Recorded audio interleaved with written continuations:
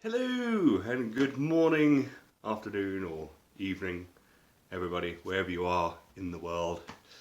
Yes, it is, what day is it today? Is it the 23rd? It's the 23rd, yeah, 23rd of May.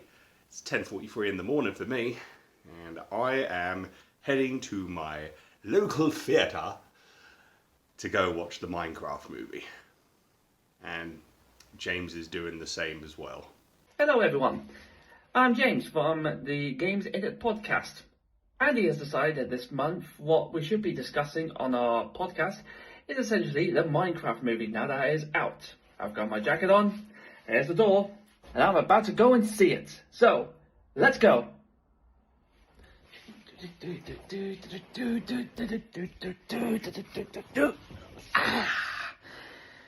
I could just watch it at home. Got my ticket. Yep, that's right, ladies and gentlemen. I can't be asked to go all the way to the cinema just to go and watch the film. Where I could easily, for the same amount of money it could take me to drive there, to get parked up, to get food, to get a ticket, to then sit down and all that stuff, I could just watch it from home. So, guess what we're going to do? We're going to watch the Minecraft movie at home. I've got my drinks ready, I've got my snacks ready, and I'm just going to go ahead and watch it. So, let's begin. Minecraft. Right, so I'm in the theatre now, and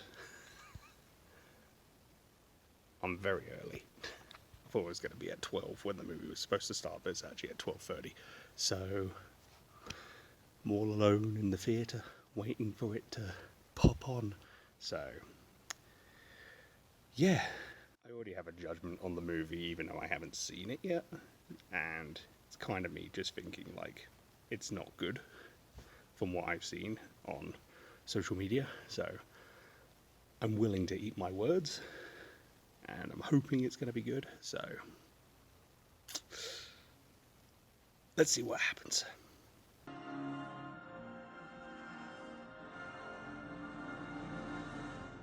Woo!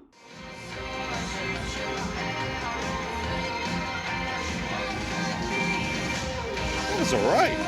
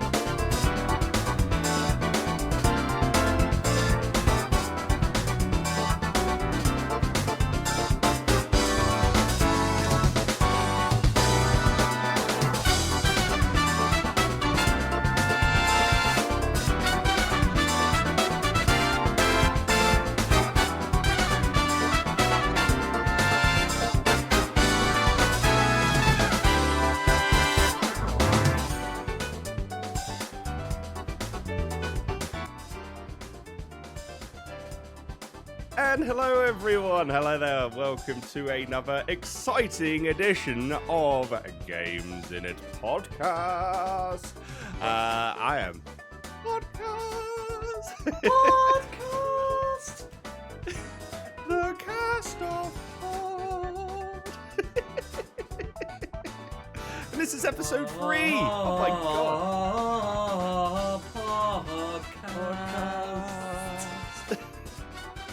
We're on episode 3 now. How awesome is that? My name is Andy, and I am not alone. I'm joined by my good old partner in crime and bestest buddy in the world, James. I'm pointing that. There we go. He's there. I don't know which way you point. I don't know whereabouts you are. So, either below me, or below me, or to the right, to the left. To the left of you. The left. What, you mean here? No, the other way. That's my right. Oh, that's you. You said left. You said That's my left. That's my right. Yeah. We're doing stage but left. then you went that way. You went right, and then you went to your right, and you said left. And I'm like, oh. Probably because the camera switched. That may be the reason.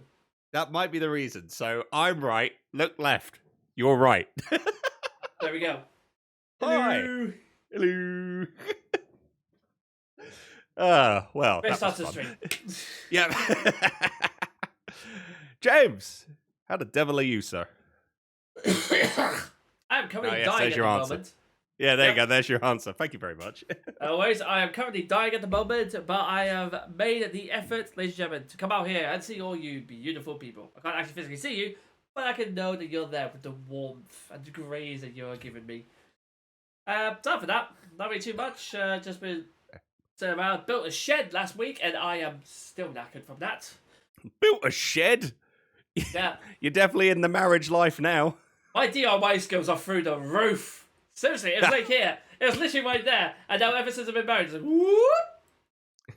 It's just something about getting married, isn't it? It's It like really your is. a bloke's DIY skills just surge. Because you are now the adultier adult. The adult. I need an adult. I am an adult. I'm an adult. I need an I need an adultier adultier adult. And that's what you are.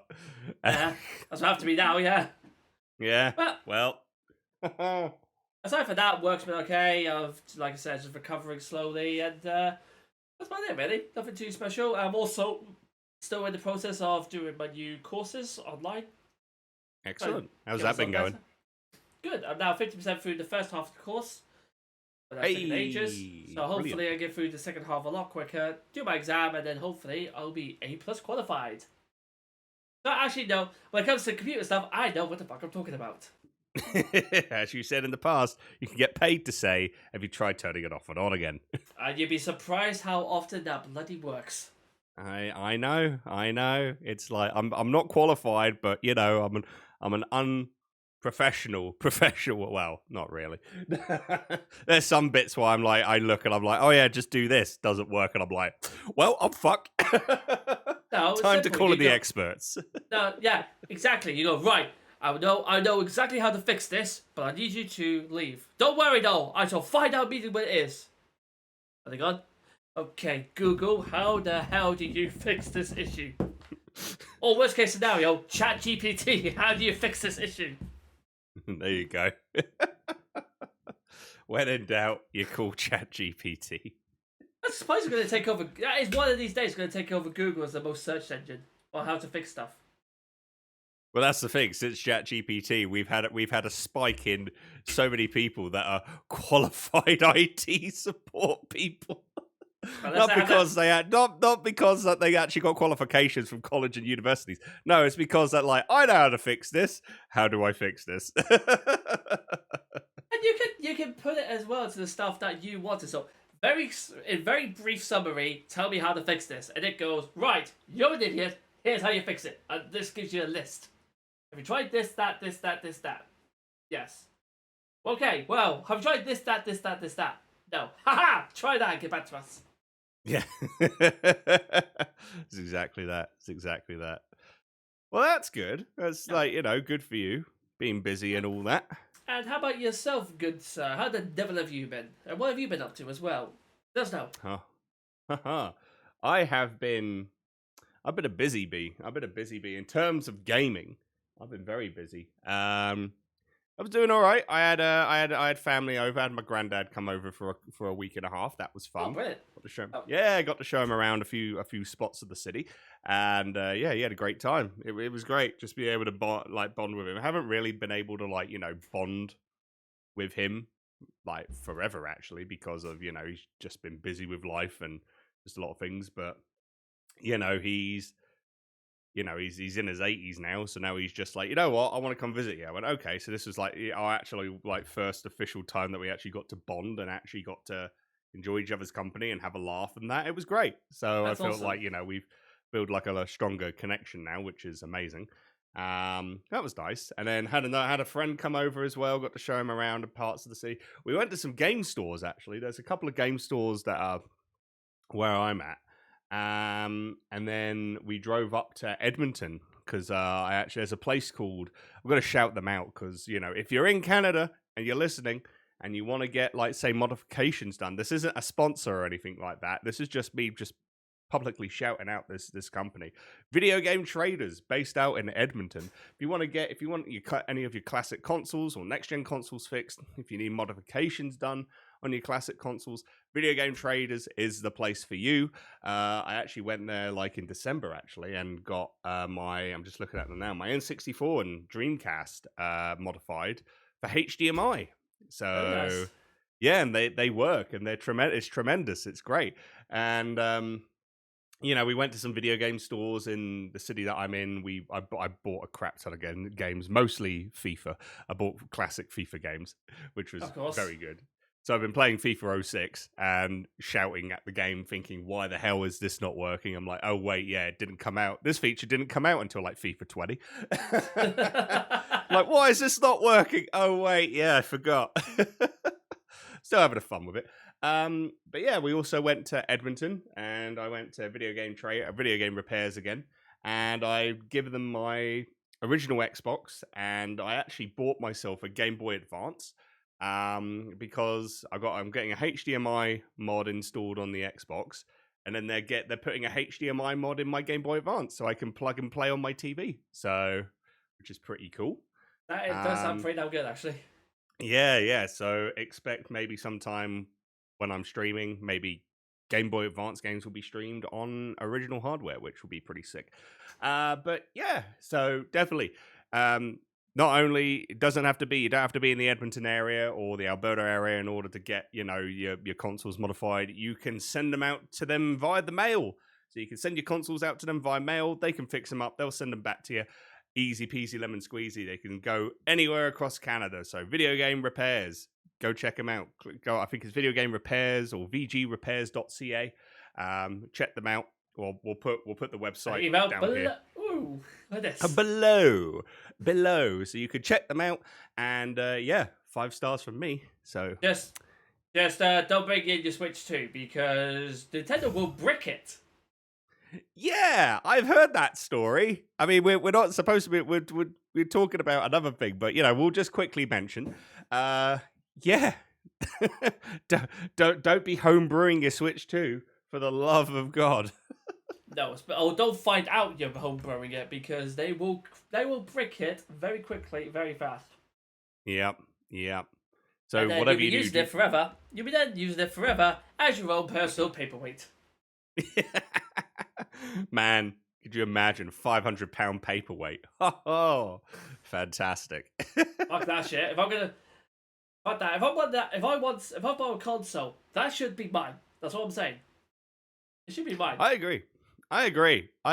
Just for anyone that, is planning to homebrew, that homebrews past Nintendo consoles and post them up on, YouTube or social media, maybe hold off doing it straight away for the Switch 2. Just enjoy the Switch 2.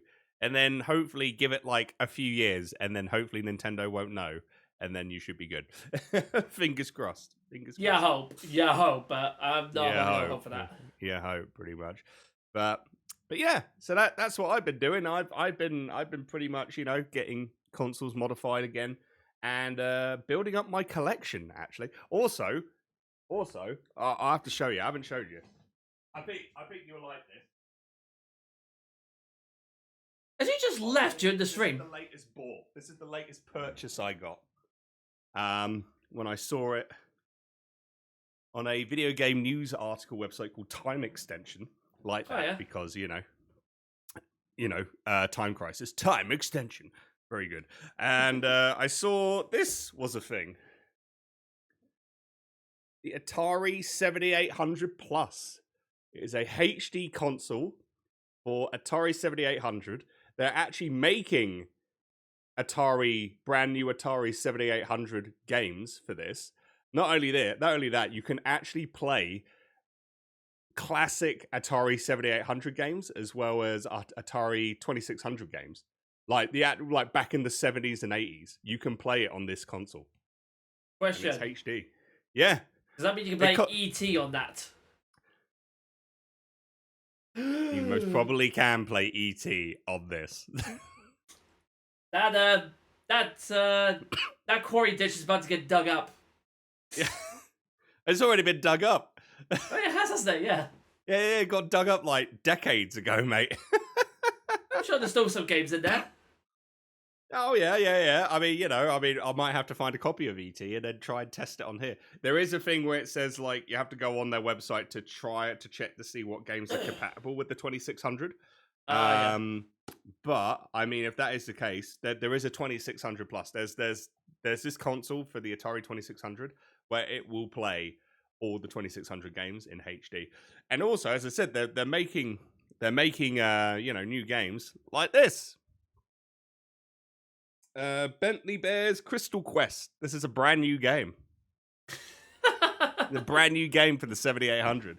So they're literally making brand new games for the console. I'm like, that is freaking wild. So yeah, I'm. It was decades since the console came out. They're still making games for it. Yeah, yeah. They made a HD version, and now they're making more games for it. It's like, all right. You've got my money. You've got my money. It was only like for me, it was only like $180. That's pretty damn good. That's a bargain. That is. So yeah, if you're into game collecting and stuff, and you want to play your retro games as well, there you go. You can buy yourself an Atari 7800. You can keep it for collection, and then just use this to play the games. I mean, that's what I'm going to do. There's oh my god, there was in one of the gaming stores. They had like a really old Atari console, like very old, and I was like, that was going for like $400. I was like, oh my god. I'm like, this place is called Video Game Traders, and it is literally like probably like an hour and a half. It's like a 10-minute drive for me. If I want to walk, maybe it's like an hour and a half, which I don't mind doing that. But oh my god, it's huge with all the games. And then I saw that they called it the Sega Power Console. It has the Sega Mega Drive Genesis. It has a Mega CD, and it has a Sega 32X. It has all the three major consoles for the Mega Drive Genesis all connected. Guess how much it was? Guess how much they were selling it for? I'm gonna say and this is vintage consoles, vintage Sega. £1,000.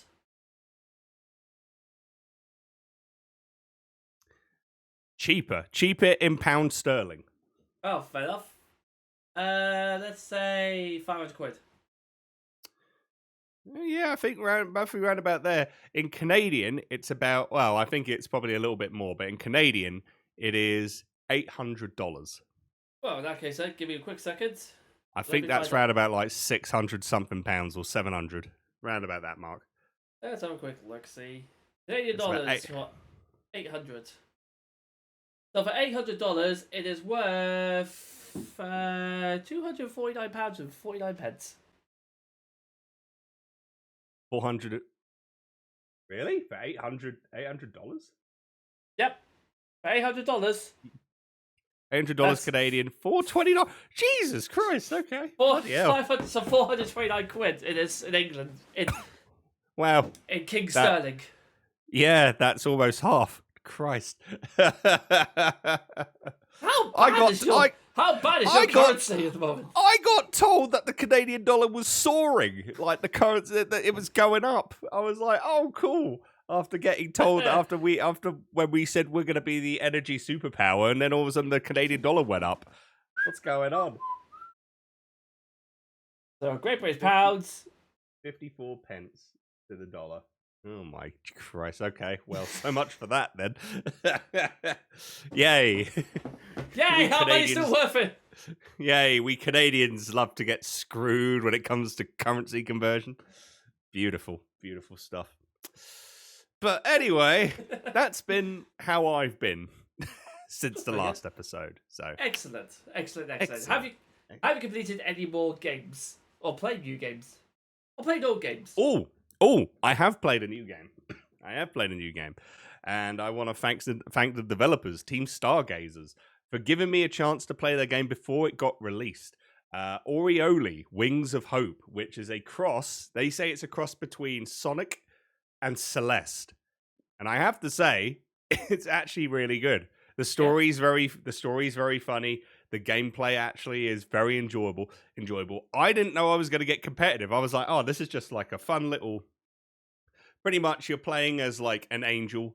This demon has risen up to heaven and has taken over all of heaven. Yes, please. Yes, please. If that is real, yes, please. They call him a buff demon. He's like a buff. He's like literally just like big muscular and that. So I'm just like, oh yes, a few people will probably like this character. Kills a majority of all the angels. Your angel that you play as, of course you survive, but you get the halo, and the halo has an angel that's passed away. They want to go back up because they want to have a ceremony before they completely disappear. They need to have a ceremony.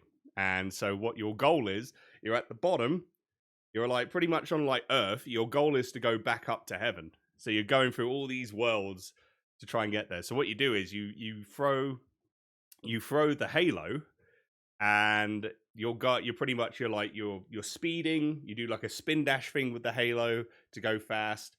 You can make it do like jumps, but you have 3 jumps, and then if you don't, if you fall down a pit and all that, you have to go back to the previous checkpoint that you make. And it's pretty much a case of you have to go from A to B very quickly. So, and first level, and I'm doing it, and then I realize that, oh my god, there's a leaderboard. There's a leaderboard. I played the game on stream, and I think for like an hour and a half to 2 hours, I was stuck on the first level because I wanted to get first place. Of course you did. Yeah, of course I did. So I'm like, there's only a few people that have played this game. It's like, if I can get first before it gets released, I'll be happy. Did you? I actually did on World 2 Level 1. World 2 Level 1 on my last stream before I ended. I actually got first place. Fantastic. I haven't played the game since because I've been. Oh, thank you. And how long did that last? Well, I don't know. That's the thing. You haven't actually checked since. I haven't been on my gaming PC for like a couple of weeks because I've just been so busy. So, I mean, I could turn it on and have a look if you want. No. You don't need to do that at all, mate. I'm doing it right now. I'm having a look. What's it called? Can you actually do that? Hang on, I'm curious now. Aureole, Aureole. Sorry, Wings. what was that? Aureole, Aure. Aure. Ole. Wings of Hope. I don't even know if they're gonna have the leaderboards on here or not. I think it's in the game. Like, if you play the game, you'll get it. That's why I'm kind of just thinking, should I just turn on the game and just have a look see? Well, I'll have a look at this. Turn into the fastest Halo ever. Join Ramilla and Ryla on their crusade to reclaim their home from demonic forces in this unique physics-based platformer. Rated PG-13. So top scores for Wings of Hope. This is the true achievements. This is not what I'm looking for. Oh. I was getting excited. I was like, wait. Yeah, man. Leaderboard. Speedrun. Not going to be on speedrun.com. It's going to be in the game, mate. In that case, then, probably not then. I'll turn on my PC. Very well. We'll have a check on that, and then we'll get back. We'll get back to the audience when we find out what's going on. Yeah, I'm just going to go and have a look as we speak. But yes, again, I'm going to put the name of the game at the bottom of the screen. Aureole Wings of Hope. I was given a Steam key, and the developers were like, could you please stream this? And I'm like, absolutely, I would. I actually had the one of the artists came into one of my streams for the game, and I was playing through one level, and they're like, I gotta go get dinner, I'll be right back. I went, okay. It's like an hour and a half, and they're like, you're still at it? I went, I know, I'm sorry, I get competitive. And they thought it was hilarious. So they actually were like, I hope you get first. I went, thank you. And I did. So, which was great. Oh, dearie me. But yes, like honestly, that is a really fun game. I'm not saying that just because I got given a Steam key for it. It's honestly an absolute it's enjoyable. I'm enjoying it. Like if I'm playing the game and I'm focusing, just to get competitive and try and win the leaderboard, you've got me because if I didn't find it enjoyable, then I wouldn't be doing that. So yeah, a very, very good game. Even though I'm on World 2, Level 1. But hey, I'm having fun. So go check it out. You got first place in one of the levels, so at least you can say it was worth the time and effort. Absolutely, 100%. What about you, James? Before we dive into our main topic, because I know that's what a lot of people, or the people that are listening, are wanting us to discuss about. But hey, we're talking about other things because that's just how we roll. Have you been playing any new games recently, or? No, actually, I've been reverting back to some previous ones. I've managed to finally get my PS1 emulator working on my Steam Deck.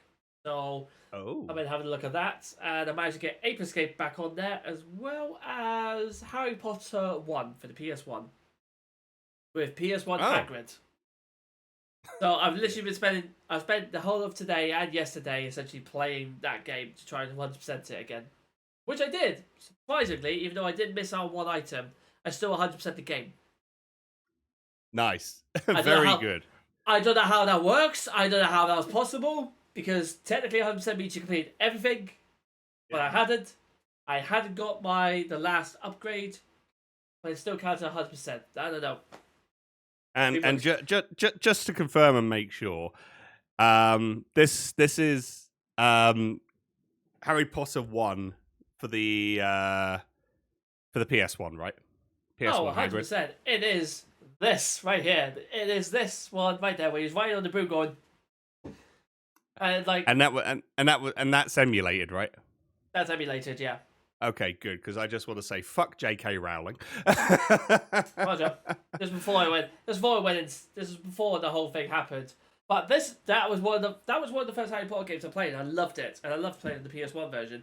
Then I got Chamber of Secrets for the PS2, and then carried on until the Goblet of Fire, and that just ruined it for me because it was completely separation from like the Hogwarts exploration I loved.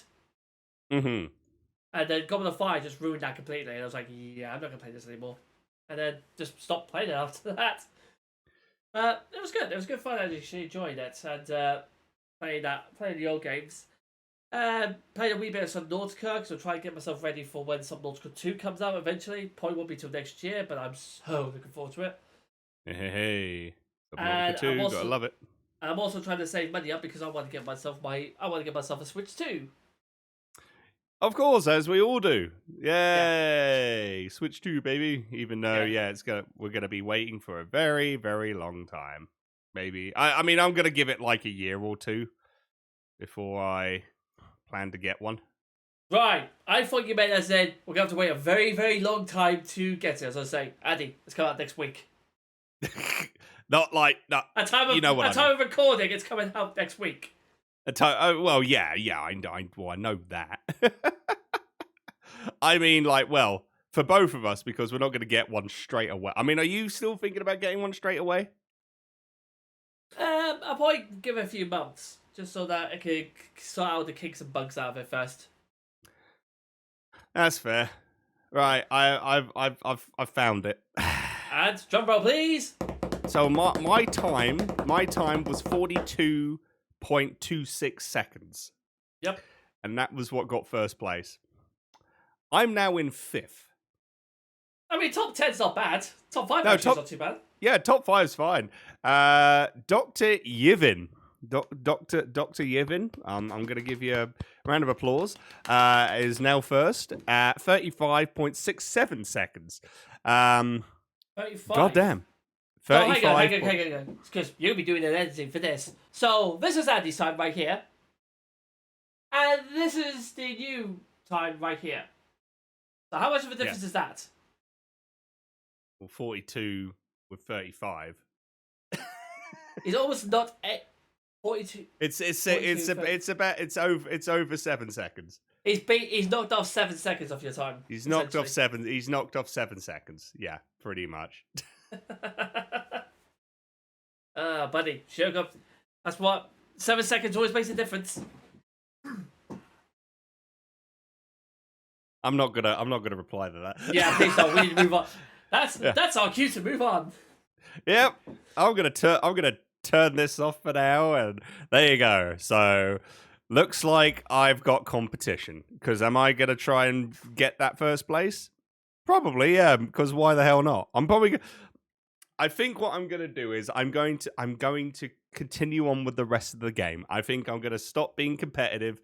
I'm just gonna focus on getting getting. Shut up. I'm gonna do it. I'm just gonna focus on, completing the game, and then I'm gonna be competitive. I think that's gonna be the plan. Otherwise, I'm gonna get the developers coming in and be like, "Yeah, we hear that you're playing through this game. You're not going through the story because you're too busy trying to get first on some of the levels." Oh, I'm sorry. I'm having fun. Absolutely, mate. You will get this. You will get this done. God damn you. Love you, babes. Yeah. Sure thing. But also, just to let you know that I will be, next time I play it, I'll be giving away a copy of the game. So yes, that's probably gonna be, all goes well, maybe next Monday. But the time of recording, because we are recording the time this comes out, it's already gone. The time this comes out. Hopefully when this comes out, it's coming out on May 31st. So the final day of the month. We are... But if you listen to this before June 2nd... Wait. There you go. It's coming out on May 31st. Yes? May 31st is Sunday, not Monday. No, Saturday, mate. Saturday, yeah. You said you're taking this out Monday. May 31st. Yeah, I'm going to be streaming the game again on Monday. Right, okay. Never mind, that makes more sense now. Fair enough. Well, it's okay. This part out. It's good. No, I'm keeping it in. Yeah. So when this comes out, 31st of May, hopefully, I'm going to be working super hard to get this edited. June 2nd, Monday, I'm going to be playing this. We're going to be giving away a copy of the game. If you want to win it, come by to the stream. If you want to, twitch.tv/JustSomeAndy. There's my shield. There's my plug. And yeah, that's pretty much it. I can just see you just like, what are we doing? What's going on? What's going on? What are we doing next? We're going to talk about what we're here to talk about. Yep, so, ladies and gentlemen, for those of you who have been living on the rock for the past month or so, a new movie came out. A new video game movie, in fact. Based off the very popular game by Mojang. It is, of course, a Minecraft movie. At long last, it's finally been released. Oh wait, I'm doing all of this because I know he has got to do a lot of editing. So the more I do this, the more I say something here, he's got to edit it. You are an asshole. I wish I never said anything now because you're just going to make my life so hard. Yes. To everyone listening to the audio version, you're fine.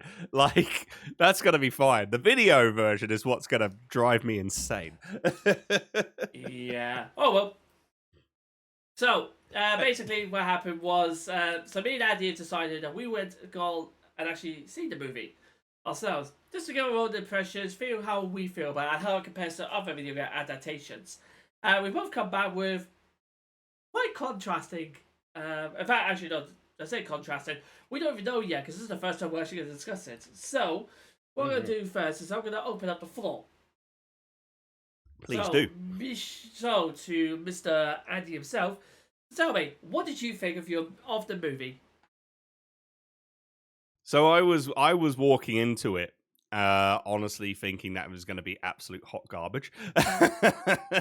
From what I've been told, from the scenes that I saw, and from the stuff that was going on in the theaters, with the likes of Chicken Jockey, whoa, and everyone just freaking the hell out, and then also having some kid actually holding a chicken. An actual, I don't know if you saw that. Somebody in the theater, group of kids, of course, did the same thing, throw popcorn and freaked out. Someone got, I think a buddy got someone on their shoulders. He was wearing a creeper mask and he was holding a live chicken. Like literally the chicken was flapping and everything. And it was like, how the hell did you get a chicken in the theater? Specifically, ladies and gentlemen, this gentleman right here. Gentleman, male, female, I don't know. But they're wearing a creeper mask. We have no idea. But very good question. And I'm pretty sure you can probably see in the picture right now. How did he sneak a chicken in? How did he sneak a chicken? Fuckers are loud. How did he sneak it in? How did they sneak it in? Anything to declare? Nope. Oh, it's just my chicken impression. That's all. I went to KFC. Like someone must have seen this man with a chicken walk in and go, that looks weirdly suspicious. I mean, it's America. It's America. Everything's weird, apparently. Everyone's just like, this is the USA. You can bring a chicken into a theater. Who knew, right? And I thought... I knew. I didn't know. I thought... Remember this? I thought back in the day that going into a Tesco's and getting a Tesco meal deal with a sandwich, packet of crisps, and a drink would get you in trouble. I was scared about bringing that in. But bringing in a chicken? God, what are we do? What did we do wrong?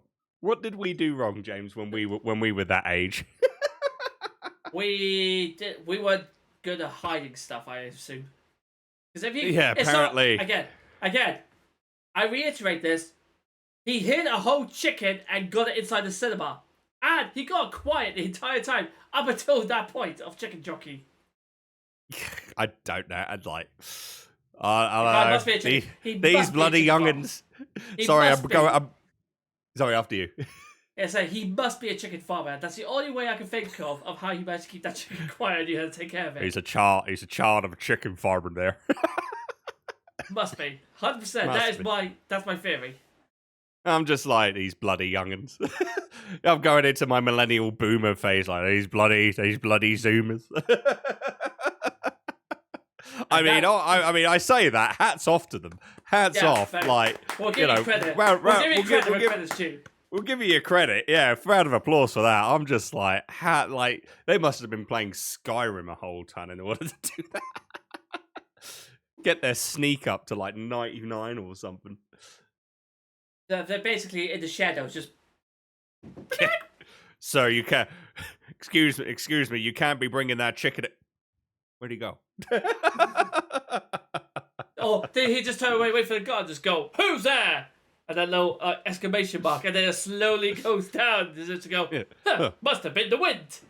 Yeah. That's actually one of the things I never understood in games, though. It goes, hold, I heard something. I guess it must have been the wind. Not really, of course, noticing his friend is dead below him. He's like, nothing weird about that. And then he goes back. Da-da-da. Yeah. It's like, dude, this is why you don't deserve your job, honestly.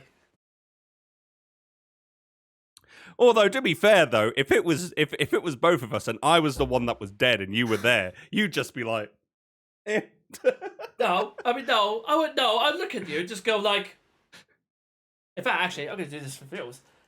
Are you going to do this for reals? I'm going to be going there. I'll be there going, Annie, poof. Annie, poof, poof. Stab. Well, I'll get this pay packet. This pay packet's mine. Because generally, I would have gone past with a sword and just been like, saw the guy dead on the floor. I would have just gone, nope, I'm not getting paid enough for this shit. Bob, you're on your own. Fuck this shit, I'm out. And for the ninja, the shadow, whoever he is, his office is 10 floors up. It's on the third floor. It's the third door on the right. Password is dumbass. Okay, cool. See ya. Dumbass. I just walked out there like fucking John Wick.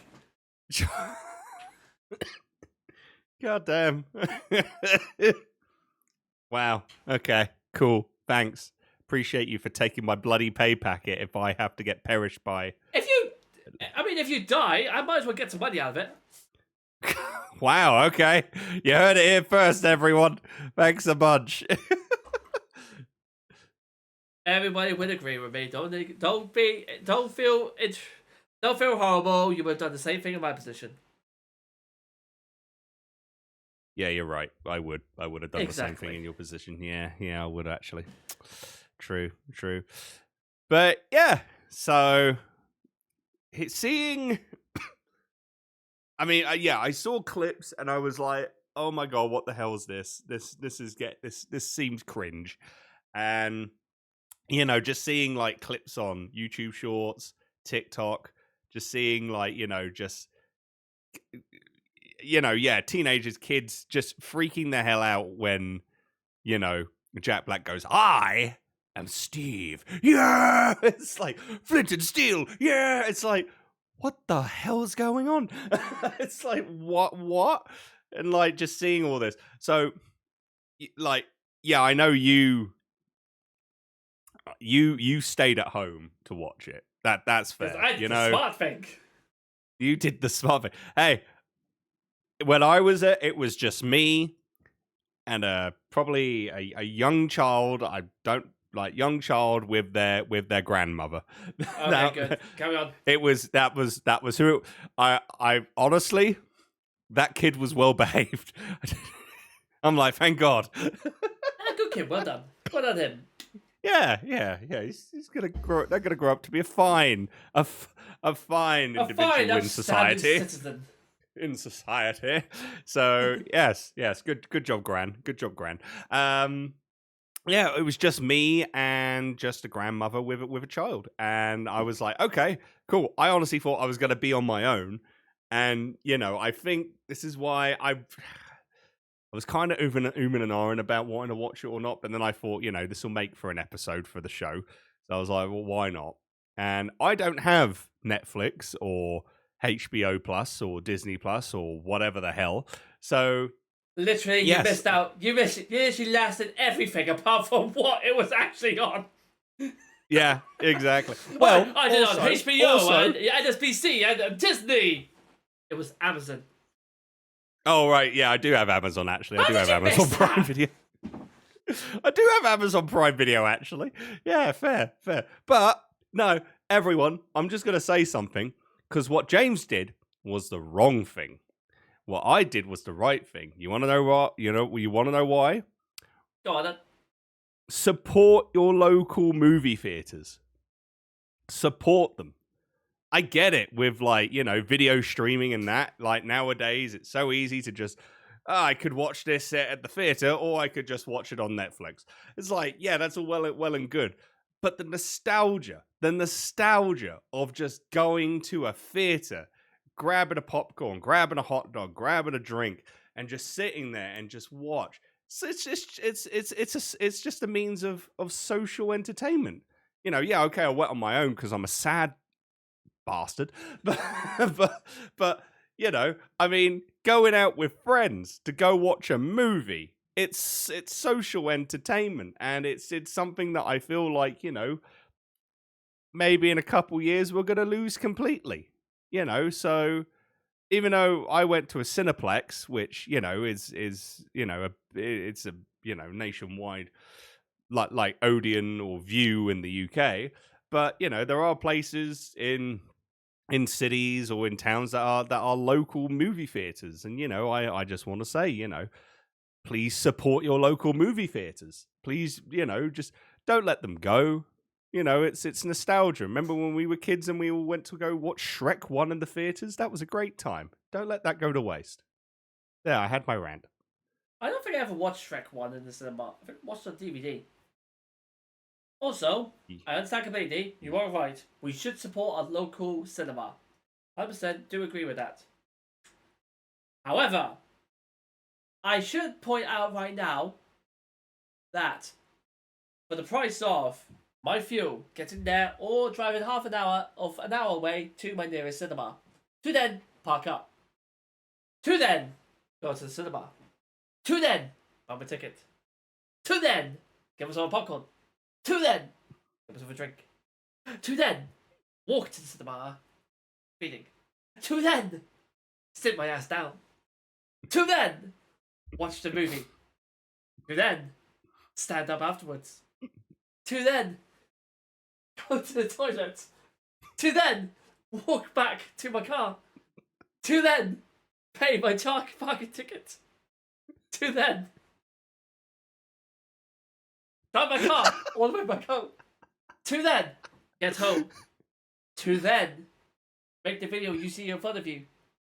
And for the price of all of that, costs much more than just renting the damn thing and watching it at home. Also, the fact that I didn't have to worry about anyone going, chicken jockey, woo, splash. Generally, I was tempted to bring an umbrella just in case I end up with the assholes and just have it ready, just like, what am I an umbrella for? You'll see. And when it goes, chicken jockey, why? Splash! Ah, fuck you!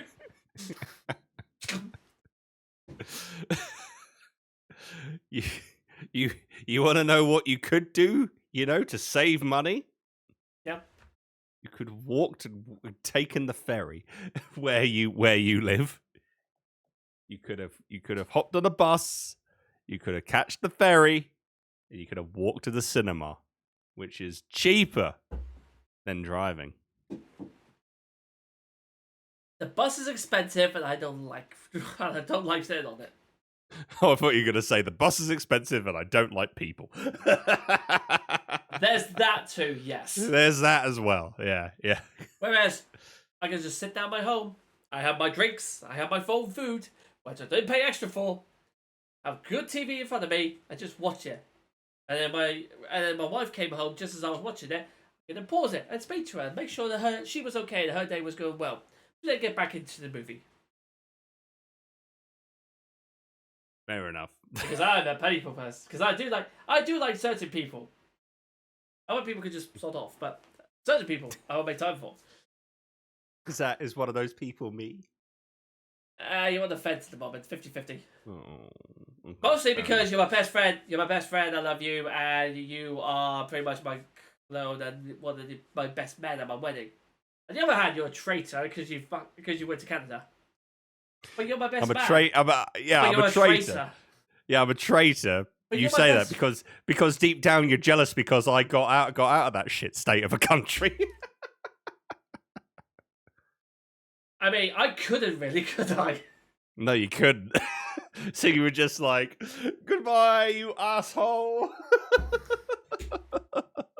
Goodbye! How dare you not take me? Is he gone? I'm like, fuck for that. I just keep drinking my cups of teas. Is when you were like, is he gone? Thank fuck for that. I'm like, yeah, that's how everyone else feels about me whenever I leave a room. Nah, of course I don't, mate. I do miss you. I'll miss you too. Aww. Anyway, I'm sure there's people who are just like, what the fuck's going on? Talk about Minecraft. Point, yeah. Get to the point. Get on with it. Yes, get on with it. Yes, get on with it. Get on with it. Get on with it. What were we talking about? Right, yeah, we were talking about support local theatres. But that is. And then that, yeah. Go back. Go back. Yeah, so, all I had to go from was like just seeing parts were not so great, and then also the reactions of people just freaking out because of certain things. So as probably some of you may have all known, spoiler warning. I should put that out there. But I don't think anyone's really gonna I don't think a lot of people are gonna watch the Minecraft. I mean, people that are probably listening to this probably have already seen it, and there's going to be people that have probably not seen it that probably don't care and just like, yeah, just talk about it. So it's like, okay. But just in case, we're going to be talking about the whole movie bit by bit, just parts that we liked or we remember and go from there. The beginning I thought was, I honestly thought to myself, oh, this is here we go. Like, I thought it was cringe. Like, I honestly thought like, oh, no, this is gonna suck.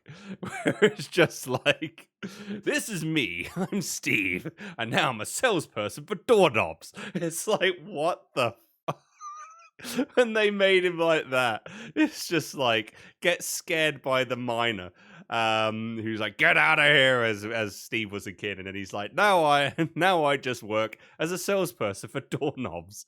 It's like, what? And then all of a sudden he has like this thing, like this, he has his lunch, and what does he do? He just plays with his food, and then you just see Jack Black just go, oh, he's got this idea, and he's building the mine entrance to with his food. I'm like, this is weird. I'm like, I felt very uncomfortable seeing that and just seeing Jack Black's facial expressions with that. I was like, oh, this is what the level of the movie's gonna be. And then it's just Jack Black versus the miner again, but then Jack Black's like, side swoop, ha, I win, and then goes. I'm like, oh dear. And I honestly thought seeing that it was gonna be like, oh, this is just how the movie's gonna be. And I have to admit, there were some parts like Dennis the wolf. I thought Dennis was great. I love Dennis. Dennis is a good boy. This is a very good boy. God damn that! There was one part which we'll go into later that almost got me to cry. I was like, "Don't you Here's the thing: I only cry while watching movies when I know they're good, and that almost got me. Not because the movie was good, but because the what Jack Black did, and I'm like, you motherfucker. I'm like, do not make me cry to the freaking Minecraft movie. And then, oh my god. And yeah, as the movie like progressed through, you got to see the other, characters. You get to meet like, Henry and Natalie, who are moving to, and it's all in Idaho. I was like, oh yeah, I forgot Idaho exists when that's and then I think the one thing I did like was Garrett, was Jason Momoa's character. I'm not a big fan of Jason Momoa, honestly. I was kind of just like, not really not really, not my favorite actor, is what I'm gonna say. But he did go. I thought Jason was pretty funny in some parts, as he was the garbage man. I thought that, I was like, okay, when they were bringing that out, I was kind of thinking like, okay, this is kind of funny. When he was, and he owns a video game store. I went, okay, I could get by that. That's pretty cool. That is a dream for us gamers. I know the dream to like own a video game store. Oh my god, that would be amazing. So it's like at the start it was kind of cringy, but then as it was getting into like the story and getting to know some of the characters before we get into going to the overworld. Is it the overworld? I forget. It's the overworld, yeah. The overworld, yeah. Going to the overworld. I thought, the one thing I have to say. I'm sorry. I'll make sure that you can talk as well. Sorry, I feel like I'm talking forever, James. I apologize. That's fair. The one thing that I feel like from when they start, when you get introduced with all the other characters, not Jack Black, not Steve, but it's the other characters. I feel like from then to when they get to the overworld, when the actual Minecraft stuff begins, I felt like it was very rushed. I felt like the whole story from there to there, they were trying to like introduce all the characters so you can get a feel for them, but they did it so quickly where it was kind of just like, I can't really get a feel for them like until it goes into the Minecraft stuff. So it was kind of like if they just gave it a little bit more time. If they gave it a little bit more time for just to introduce the characters so we can get to know them a little bit more, then I feel like, the movie would probably, I don't know, would I say better? I don't know. Like, if I'm honest, it's like, is the movie great? Not really. Is it you know, is it absolute amazing video game cinema? No. But is it entertaining? For me, I thought it was entertaining. You know, it's like, it's not the greatest movie, but, you know, just to sit there, watch, and have a laugh. Yeah, I think it's great for that. It's not going to win any awards, but, you know, it literally, if you just need to just watch something for like a couple hours just to, you know, turn off your brain, it's a good movie for that. But yeah, I feel like the beginning part with Jack Black was very cringy. When it gets to lowering the other characters, it was great. When I found out what Garrett was, when they said he was like a video game world champion, 1989, he's the garbage man, and, you know, building in that character, I like Garrett. Garrett was, because I was kind of, when I saw Jason Momoa in the clips and stuff, I was like, what the hell? Who is he supposed to be? Like, this is weird. But then as you watch the movie, you're like, okay, I kind of get it now. I kind of understand. You know, he's a washed up celebrity because he was a video game champion back in the day, and yeah, there's a lot more things I want to go over, but yeah, honestly, I feel like them introducing all the characters felt like it was a bit rushed, and I felt if they gave more time to just, you know, so we can get to know the characters a little bit more, I feel like it would be a little bit better for me, honestly. They shouldn't have rushed the whole beginning to when they all go into the overworld. That's just me.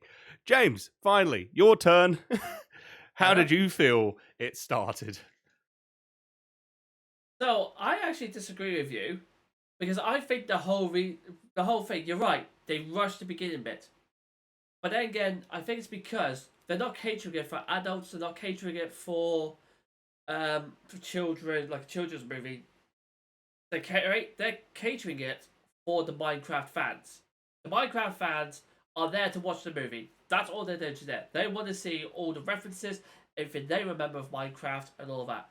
And I feel like the more they try to use the beginning part of it, the more the people will be like, well, I don't care about any of these characters, can I just get to the Minecraft bit? Which, to be fair, for me, would make a lot of sense. I think that's why they kind of rushed it.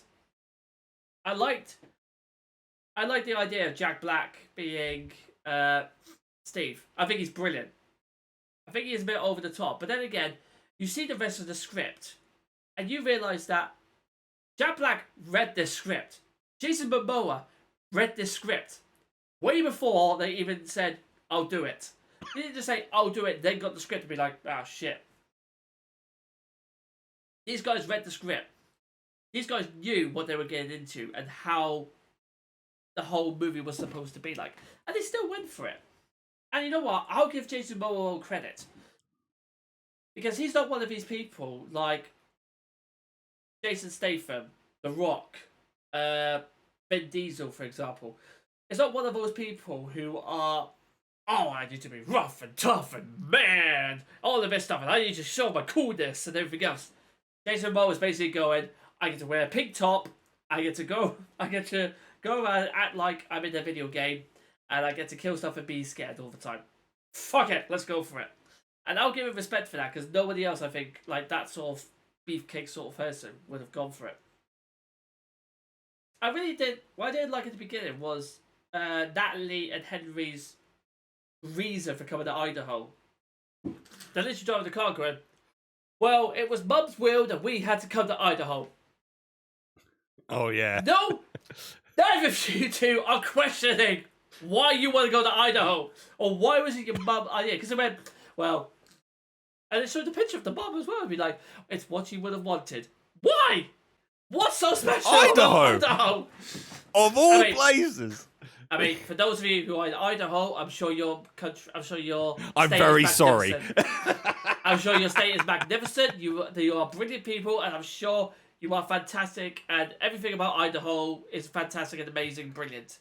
I think the only thing about Idaho is the potatoes, and that's it. Yeah. But why? We respect Idaho potatoes. Why would that be the reason why they start off the movie by going to moving to Idaho because it's what their mum wanted? Like, could be a bit more explanation. What's so special about Idaho? What's the main significance? Even literally 5 sentences that just go, this is why it's so important to mum. This is where it goes. This is why we need to move here. Right, there we go. That makes more sense. Right, let's move on to the rest of the film. I love the fact Jennifer Coolidge as well as the Vice Principal Marlene, I think it was. When I saw it was her, I was like, oh, that's Joey's like agent from Joey from Friends, but the show Joey. I was like, oh, I know her. I love her. She's funny. Everybody our age knows exactly who she is and what she represents, but I'm not gonna say it here because we're all old enough now. We know what she's most famous for. But what I loved was the fact that she kept bringing up her divorce every fucking chance she got. She's like, yeah, well, it's been hard since the divorce. Nobody asked. But she keeps going on about, and I think that's the running joke to say, well, it's been very hard since my divorce. Okay? I just wanted to know if you want to take an order or whatever. Yeah. And I loved that entire thing. I thought it was a bit weird of how they got themselves into the Minecraft world. Mm-hmm. The fact that right at the beginning it was a case of, like he was saying, like he was holding on to the cube and getting dragged into the overway. He goes, let go of the cube. He's like, it's taking me in. It's like, kid, just listen to your sister. If something's moving, like dragging across some ethereal power, trust me, my first instinct isn't going to be, I must hold on to this for dear life. My first instinct would be, nope. Nope, I'm done. Movie ends. Credits. I'm gonna follow it from a distance. Yeah, good idea. But like Jack Black, when he gets into it, and the fact that he starts getting into the overworld, starts this whole building things and everything else, I think that's a nice little nod to say this is exactly what everybody does when they first start in Minecraft. You do the little basics like that. Yeah. It's the next time we see him. That's when I think the plot decides to take a detour and fly off the railings, because it's a case of, what was it, that pig, that Malgosha, that's the one, the pig lady. Yes, Malgosha, that's it. Yes. Malgosha. Right, I need to bring people there. Steve, I'm going to release you. What? We're gonna, I need you to steal my cube for me. And the fact of all the people, the pigs are right next to her as well, going, yes, excellent idea. I just suppose one person just go, this is the bad guy. This is our bad. We're just releasing him. Yes, he's going to go and steal the cube for us. Why? Oh, because we've got his dog collar, so he knows that his. You could probably think his dog is dead. We literally have no leverage over him. What is our leverage? We let him go. He's just gonna fuck off. This is not the Roman times where he will go somewhere, tell him no, and then come back on his own accord. He won't. Yeah. You let him go. He's gone for good. And then halfway through the movies, when she's like, I can't believe you betrayed me, Steve. You say go, me dad going, really? You can't. Really? I knew this from day one. The second you came up with this idea, this was going to happen. He's like, you should have known this. You are leader of an entire tribe, and you can't trust your enemy. That's war. That is the art of war 101. Don't trust the enemy. I think a certain politician just should learn about that. Anyway, I ain't saying anything. I'm moving on. Also, I love but I'll go on to you as well, just for like the middle part. Yeah. Again, Jason Momoa and Jack Black both read this script, and they knew a particular scene where they had to basically Jack Black has to ride Jason Momoa. That freaking part. That was in the script, and they still agreed to it. They agreed to it. Freaking, I never thought I would see Jack Black and Jason Momoa 69, but there we go. That is generally the highlight of that entire film, was seeing them like that. I'm just like, as soon as I saw that part, I'm like, there's probably art. There's probably art. There's probably art. I'm not going to look at it, but there's probably some people who are just like, I'm making this. Rule 34 the guys who made Rule 34 had a fucking field day when I saw that scene. Oh, I bet. I bet. It was like, Jesus Christ, when I saw that, I was like, we're going to have to get tight. It's like, it's okay. I trust you. And I close their legs and all. I'm like, oh, God, why? And I'm thinking, like, this is probably for the adults. This is probably for the adults that don't want to be here but are watching it because their kid wants to watch it. So they got, they got to make some. You gotta make some humor for the adults, so at least the adults will be like, "Okay, that's actually quite funny." Yeah, 100%. Although I will say, like Jennifer Coolidge's character, when she accidentally like hits the villager. I think it's called Nitwit. I think their name is, and it's like, "Can I take you out for dinner?" And it's like they go out for dinner and stuff. It's just like, you're so. It's like you. It seems like you listen to me, and I just feel this connection. And then the waitress comes over, and goes, "Are you finished?" No, I think he's Swedish. Out of all the freaking lines, I'm like, I laughed at that. I'm like, oh my God, I laughed at a freaking. Out of all the things, I'm like, that one got me. Are you finished? No, I think he's Swedish. I'm like, God damn it. Sometimes that the is stupidest brilliant. jokes though are the best. Oh yeah, that was a stupid joke, and I'm like, all right, that got me. Good job. Yeah. I was like, so freaking funny. So it's like there are parts that that are there for the kids are not going to understand what the hell it means, but the adults are going to be like, okay, that got me. I think it's the difference though. Like in the middle of the movie, for example, where Garrett basically tells Jack Black so Garrett basically tells Steve, I need some diamonds because I'm about to fuck up. My store's about to collapse. I need some money. Sorry. And then he finally gets there. He's like, yes, the whole reason we took this detour was so that I could get some diamonds. And the kid turns around and just goes, but I thought I was your friend. How could you betray me like that? And the kids, fair enough, the kids would be like, oh, I can't believe you would betray him like that. That's not cool at all. Mm-hmm. Every adult in that section is going, excuse me, that guy is about to lose his entire house. If I was in this position, I'd be taking those diamonds. I don't give a shit what the kid thinks. I kind of got that as well when he did that heartfelt, and I think that's what got me to be like, okay, this is actually an okay decent movie. Was when Jason Momoa Garrett actually goes and be like, I'm gonna lose my business, I'm gonna lose everything, I'm a failure and that, and it's like it's a case of like, yeah, Garrett is trying to pretend to be like this big tough guy and go, I'm great, I'm awesome, I'm the world champion of 1989. Yeah. And all that. But it's like deep down, it's like, I am a failure. But I don't want people to see that I'm a failure. But then when that insecurity comes out and it goes like, yeah, I'm doing this for myself, but because I'm struggling. I just went, this is why I like you. Because it is literally just like, I get it. I get it. You got to do what you got to do in order to, survive. Exactly. It's so any adult would understand that. And then, it's just like, and that's the thing. And then Garrett just goes like, I've never had a friend, I've never had any friends.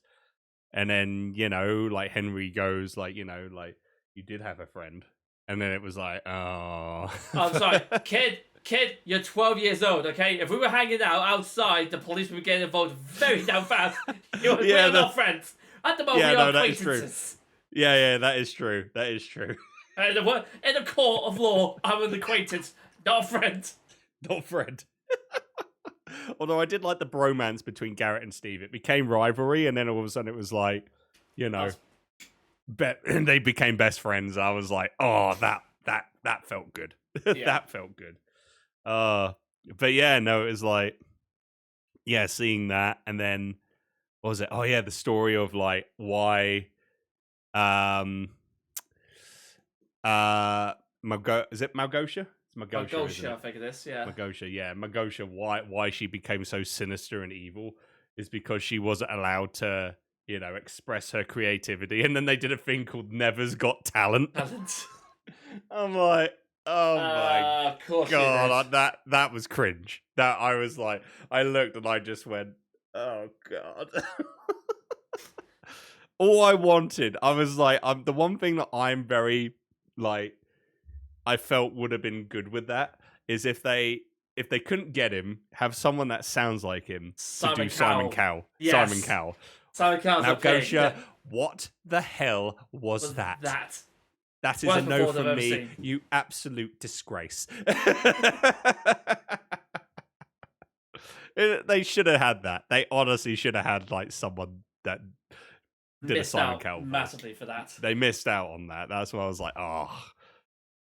But it was kind of like, oh my God, that part. And then also, like when they were trying to like get the orb, and then they were trying to bring out, I have to bring out General Chungus, and then you think it's like this big buff pig, and it just goes, "Hey, what's up? What do you need me to do?" I'm like, oh God, because it's like you do not expect that from like a big buff like enemy. It's just like, hey, so yeah, Steve, sorry, I'm gonna have to like kill you now. Sorry. It's like, What a code. It's like it's the male version of bimbos. You know, people. Like, himbo. Himbos, yeah. I think that's exactly what they made him out to be, like a himbo. A himbo, yeah. Yeah. Any other parts that took your fancy or was interesting in a way? I did like I loved all of. Well, one thing, firstly, is like near the end. I loved the whole thing with Malgosha and Steve when she's finally defeated. Come closer. I have to tell you something. Okay, what's up? Ha! Clink. Alright, I'm gonna go now. Wait! I'm gonna tell you something. Are you gonna stab me again? No, I promise. Okay. What's up? Stab! Cling! You know what? You're stupid. I'm out. I'm done. Wait, I have one more thing. Nope. Look, I'm gonna with it. Sneak attack. Just throws a fucking knife. And to be fair, I was expecting her to like actually stab him and hurt him or something, but I love the fact that actually played it off and be like, nah, I knew exactly what's about to happen because the audience already expects. Not exactly what's gonna happen either. So nope. Alright, I'll give you a second chance. Psh, you know what? Nah, you've had your second chance. I'm out. Yeah, I'm gone. You are terrible at this. You are terrible at this. I'm like, yeah, this is. I just love the fact that it's just the thing. Like, no, come closer. Yeah, it's just like you're gonna do it again. Like, no. It just slaps. It just goes. Slaps away. Yes, yeah, no chance. Just no chance. It's like I honestly thought, like there was, and this is a thing where I was like, okay, it was funny, but I thought maybe they were gonna go this different route where they were gonna have Malgosha, turn face, become more good, because it was like I was thinking when you hear the story of like what Steve said, like Malgosha wanted to show her creativity, she wanted to show her performance, and got shafted because of it, and then she became evil. I was hoping that, Steve was gonna, get Malgosha to like, see the goodness in the world and see the goodness in her and, to express her creativity, so then she can become this great performer.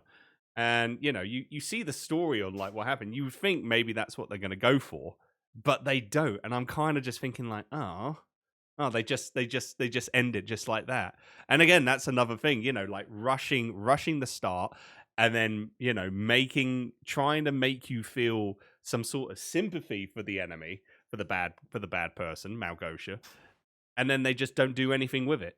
And it's like, okay, what they did was funny, but I kind of would have liked if they, tried to make her, just to try and bring her back into, be creative.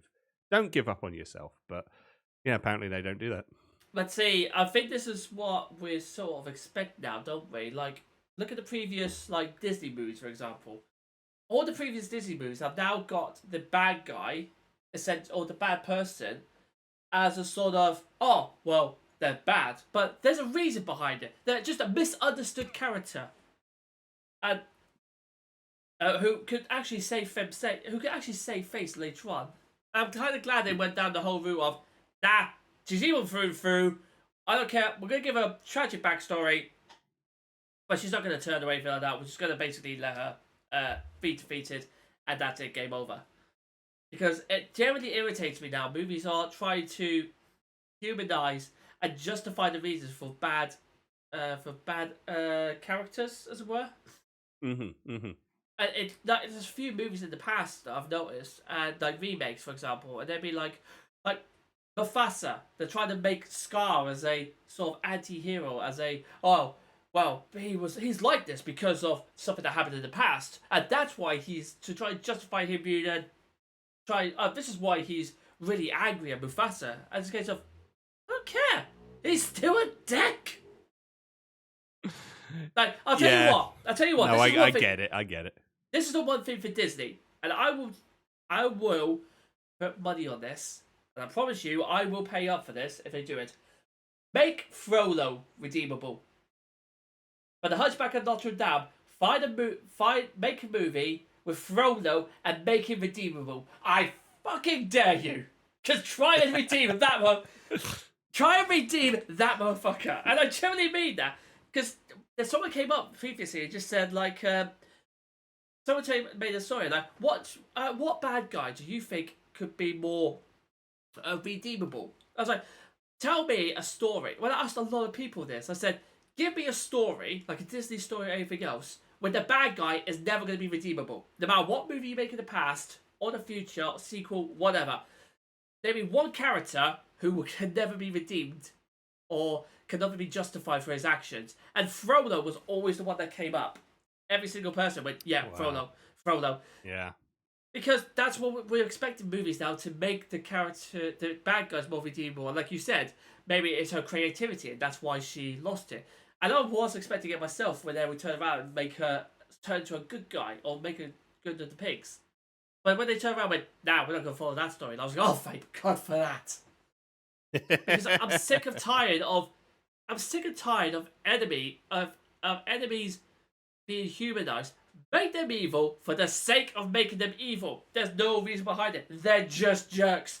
There are people in this world who are just jerks. No, I get it. Now that you mention it, I'm kind of like, okay. No, I get it. I understand now. And no, I agree. I agree wholeheartedly what you say. Because now that you brought back like the Disney thing, where it's like, it's just a misunderstood character, they'll turn good in the end and everything. It's like, well, maybe you don't really want that, and just, they're misunderstood, but they just don't have a way to go back. So it doesn't justify them being having their sort of redemption sort of thing. I'm glad you did, because you didn't do anything really that was redeemable. True. It's like everything that she did was very sinister. So it was like, I don't know. I just kind of had like a little bit of had a bit of hope, so to say. Had a little bit of hope, but unfortunately it wasn't the case. And like during then, I was kind of just like, oh, okay, well, yeah, it is what it is. But who knows? I mean, they're apparently, with how the ending. Did you see all the way up until the end? I saw the ending, yeah. Yeah, so there might be a talks of a sequel. I think Minecraft movie too. That's probably why they're doing it, to give themselves a sequel, just in case. Yeah. So, I mean, like, are we gonna see Malgosha come back as the villain? Like, are we going to see somebody else? Are we going to see, who is it? Is it the Nether Dragon? What's the main boss? The Ender Dragon, I think it is. Ender Dragon, that's it. See, you know the Minecraft lore. I don't. I haven't played Minecraft in years. So, but the Ender Dragon. I don't know the lore, because all I do is I play the Minecraft just for creative mode, and a wee bit of survival. That's just because me and a mate of mine, Steve, and a mate of mine, Jess as well, both of us, all three of us, play Minecraft just to do creative stuff because all we do is we just literally just build what we want and that's it. We don't really go into the. We used to do the survival mode, but we realised we weren't actually enjoying it as much as we were doing the creative side. So we just moved on to doing creative instead. So there were some bits like the lore and the items in there. But I think it was good as well because there was a lot of Easter eggs in there for Minecraft fans. Like there was one in particular I liked, and I thought it was a nice a nice touch.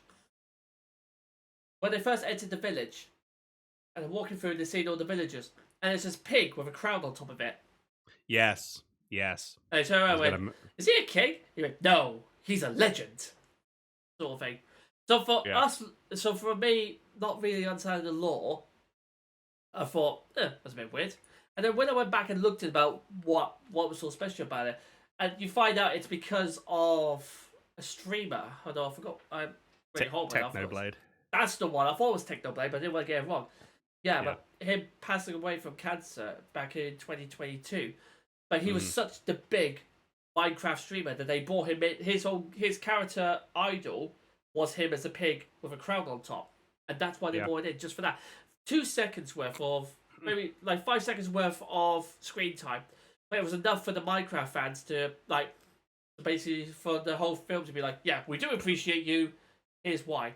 And again, there was a lot of Easter eggs and a lot of things in there that even if you've never been a Minecraft fan, you can kind of tell, like, what's big, what's not. Like the chicken jockey one, for example. Like you said, everyone went nuts with it.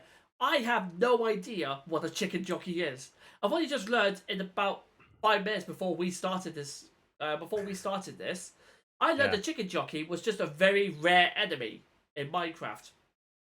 But that was really? It. See, I have no idea what chicken jockey was. Also, all I knew about it was I just hear Jack Black go chicken jockey, and I'm like, what the frick is a chicken jockey? Like, is it just a meme for the Minecraft fans? Or, no, it's just a rare enemy. A very rare enemy, I think, in the Minecraft world. It might be a meme as well, but again, we don't play enough in order for us to really understand the lore. Sonic the Hedgehog and Mario, for example, the Sonic and Mario movies, completely different. We are both absolute nerds. You especially with Sonic, me especially with Mario. So we kind of understand the whole lore, the little Easter eggs hidden and all that stuff. Yeah. But with both of us not being major hardcore Minecraft fans, I guess kind of the stuff missed us a bit. But at the same time, we still know enough to enjoy the movie and for what it was. If you bring someone else to Minecraft, the Minecraft movie, who's never played it, never seen anything about it, I don't think they would have enjoyed it as much. But again, it's true. This is why I think this movie is just for the fans. You're right. It's not going to win any awards, like big awards, like a BAFTA or an Oscar. No chance in hell it's going to win any of those. But I don't think they went into that movie thinking, well, we need to make this the best movie ever because we needed to win awards. I think it was literally just a case of, look, the whole Minecraft is a big thing especially for children and teenagers because we grew up, even though we never played as much, we grew up with Minecraft. We knew exactly what it was. So to show a film, to basically say, well, here is Minecraft and here's how I get a movie about it, I think it's really nice, and I think it's nice for the fans as well because Sonic and Mario are the two biggest gaming IPs around. Minecraft is a big one, but how they manage but you can't really make a movie out of just building stuff, and I think they actually did it quite well, considering what Minecraft is about. I think they generally gave it right, and it's booming in the box office, so it's clearly doing as well as it is. But I've also realised something else. I was saying this to you as well. Sure. Jack Black is in the Minecraft movie. He's Bowser in the Super Mario movie. Yeah. This Jack Black is essentially going to become the frontal star, the central point of the gaming universe when it comes to gaming tie-in movies. Because I'm expecting now to be in the Sonic movie as fucking Big the Cat. I'm expecting him to turn into Big the Cat Yeah. for Sonic 4. I'm expecting him with Froggy. I'm expecting him to become King Rohan when it comes to the Legend of Zelda movie. I want, like Stan Lee in the Marvel movies, where he has a little cameo in, that's what we're going to do to Jack Black. We need to get Jack Black in every single gaming movie now, from now on. Because the guy loves it. The guy loves does. it. And He's a gamer. And he gives 110% for every single movie he's in when it comes to gaming. I agree. Like, if they can get him in Sonic 4, that'd be amazing. Could you imagine? Could you imagine if they do a Super Smash Bros. Movie and it's like he's Master Hand or something? Yeah. No. And he just does a sing song. I'm the best. Even better than that. Even better than that. Have them all prisoned or lock them up and have Bowser, Big, and Steve all next to each other. And he's just singing. He's singing beaches, beaches, beaches, beaches, beaches. And then Steve's next to it. He's lava. Chicken. And have Big the Cat going fishy with my Froggy. Sort of thing. And then just have some person walk past going, do you think they sound the same? No? Why? I don't know why. Just when they sound the same. Then walk away. Literally, no one questions why all of them sound the exact same. Oh my god. You might be onto something here. You might be onto something here. Oh my word. Could you imagine? I mean, as you said, Jack Black gives 110% when it comes to like movie video games. Because as we know, he's a gamer, And well, what I found out was his first acting role was, I forget the name of the game. It was like a jungle game, but it was for the Atari. And then I think he was like 13, 14. And it was just him just talking about, it's all these other actors being like experienced, like had to jump through, had to climb on ropes and jump through like bottomless pits and that. And he was that's how he started acting. He was in a Atari video game advert. It's like the man loves video games. The man has been brought up to video games. So yeah, for him to be part of all these video game movies, it's like, heck yeah, he was Bowser, he's Steve. He could be someone else for Sonic, he could be in the Legend of Zelda movie. It's possibility. Like definitely, this man will just do what he can to like make the movie. Probably not the greatest movie, but he'll make it fun and entertaining. But at the same time as well, video game movies are now back, as in they're doing it fantastically well. And, like if and you the said, and the reason is like, sorry, I just got to say the reason is because the directors and producers are now the same age as us, who were brought up with video games. Because back in the day, when it was video game movies, it was made by directors and producers who didn't have a clue what they were. But now you've got like these, people that are now, have been brought up playing games. They're going to be like, this is how to portray the character in the movie franchise. This is how to portray it. This is how to make it so the fans will enjoy it and appreciate it. And that's why they're so good now, because the people that are making them are fans also. And they're also, the movies are pretty good as well. I mean, like it was like years ago, anyone came up and said, "I'll make a video game adaptation for a movie," they would have had absolutely no one to take part. And now, Jim Carrey came out of retirement just to play Robotnik again, because not only did he love the role, but really, it was a sure win. And that's what video game movies seem to be at the moment. There seem to be a sure thing. Yeah, it won't win any major awards, but you'll definitely get your money back on them, as long as you said, like you said correctly, as long as the directors, the actors, and everything else actually know the place and know how it is, then they'll be doing absolutely amazing. It would like as well, Henry Cavill as well, for when he did The Witcher. Yeah, for the TV show. Yeah, he was a absolute massive name in the movie business. He did The Witcher not because, well, it's a paycheck, but he played it as well, so he knew exactly. It was like, no. This is how The Witcher is supposed to be like. He doesn't do this. He doesn't do that. He doesn't do any of this stuff. It's the same with Christ, I forgot his name now. It's really annoying me. The guy who plays Darth Maul in the Clone Wars. Mm-hmm. The Clone Wars cartoon. Yeah. The guy knows his shit, and I think it's because he's grown up with them. So he's like, well, actually, no. This is how he would promote. This is how this would work because X, Y, Z, and I know this because I've seen how this works. I've seen the gaming and all that stuff. It's the people who are making these movies now, like the Minecraft movie, they know exactly what's going into it. They know who it's catered for. They're not going for the Hollywood big shots. They're going for the fans. How do you get the fans in there? You basically make a good movie. You make an okay movie if needs be, and chuck it full of Easter eggs and cameos and everything that makes the fans will remember it, and it fucking works.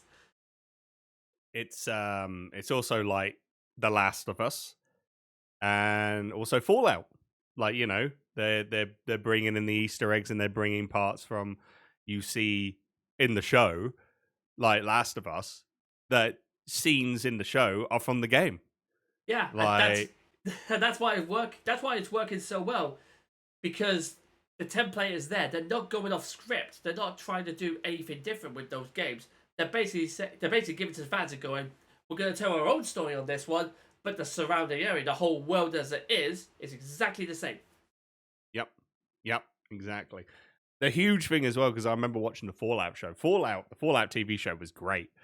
I enjoyed that. And then, you know, at the end, they're in the horizon. There's New Vegas. So season 2, it's gonna be New Vegas, and then I think everyone freaked the hell out. I was like, "Oh shit, here we go." I want to know if they're taking this place, because I think this is taking place after the events of New Vegas anyway. Because I want to see who they play as the courier. Because I really hope the courier ends up being in the Fallout season 2, just because I think it'd be again a great sort of cameo for the fans and for all that stuff. Oh, so what's your name? Not really. People just call me the courier. That's him. And there you go. Who's there? That's exactly it.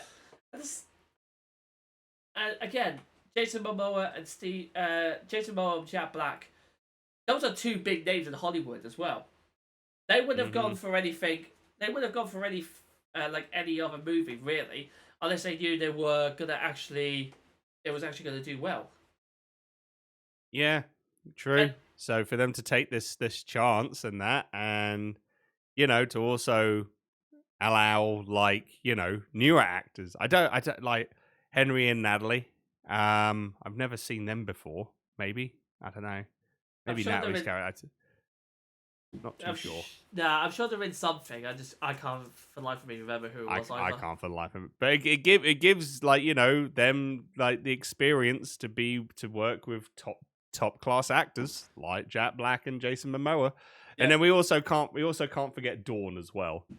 You know, the girl, the woman that was just like, "Hey, I'm welcome to your new home. If you need anything, I'll be there for you." Why do you have like an alpaca in your car? It's just like, it's just my side hustle. It's like, oh my god.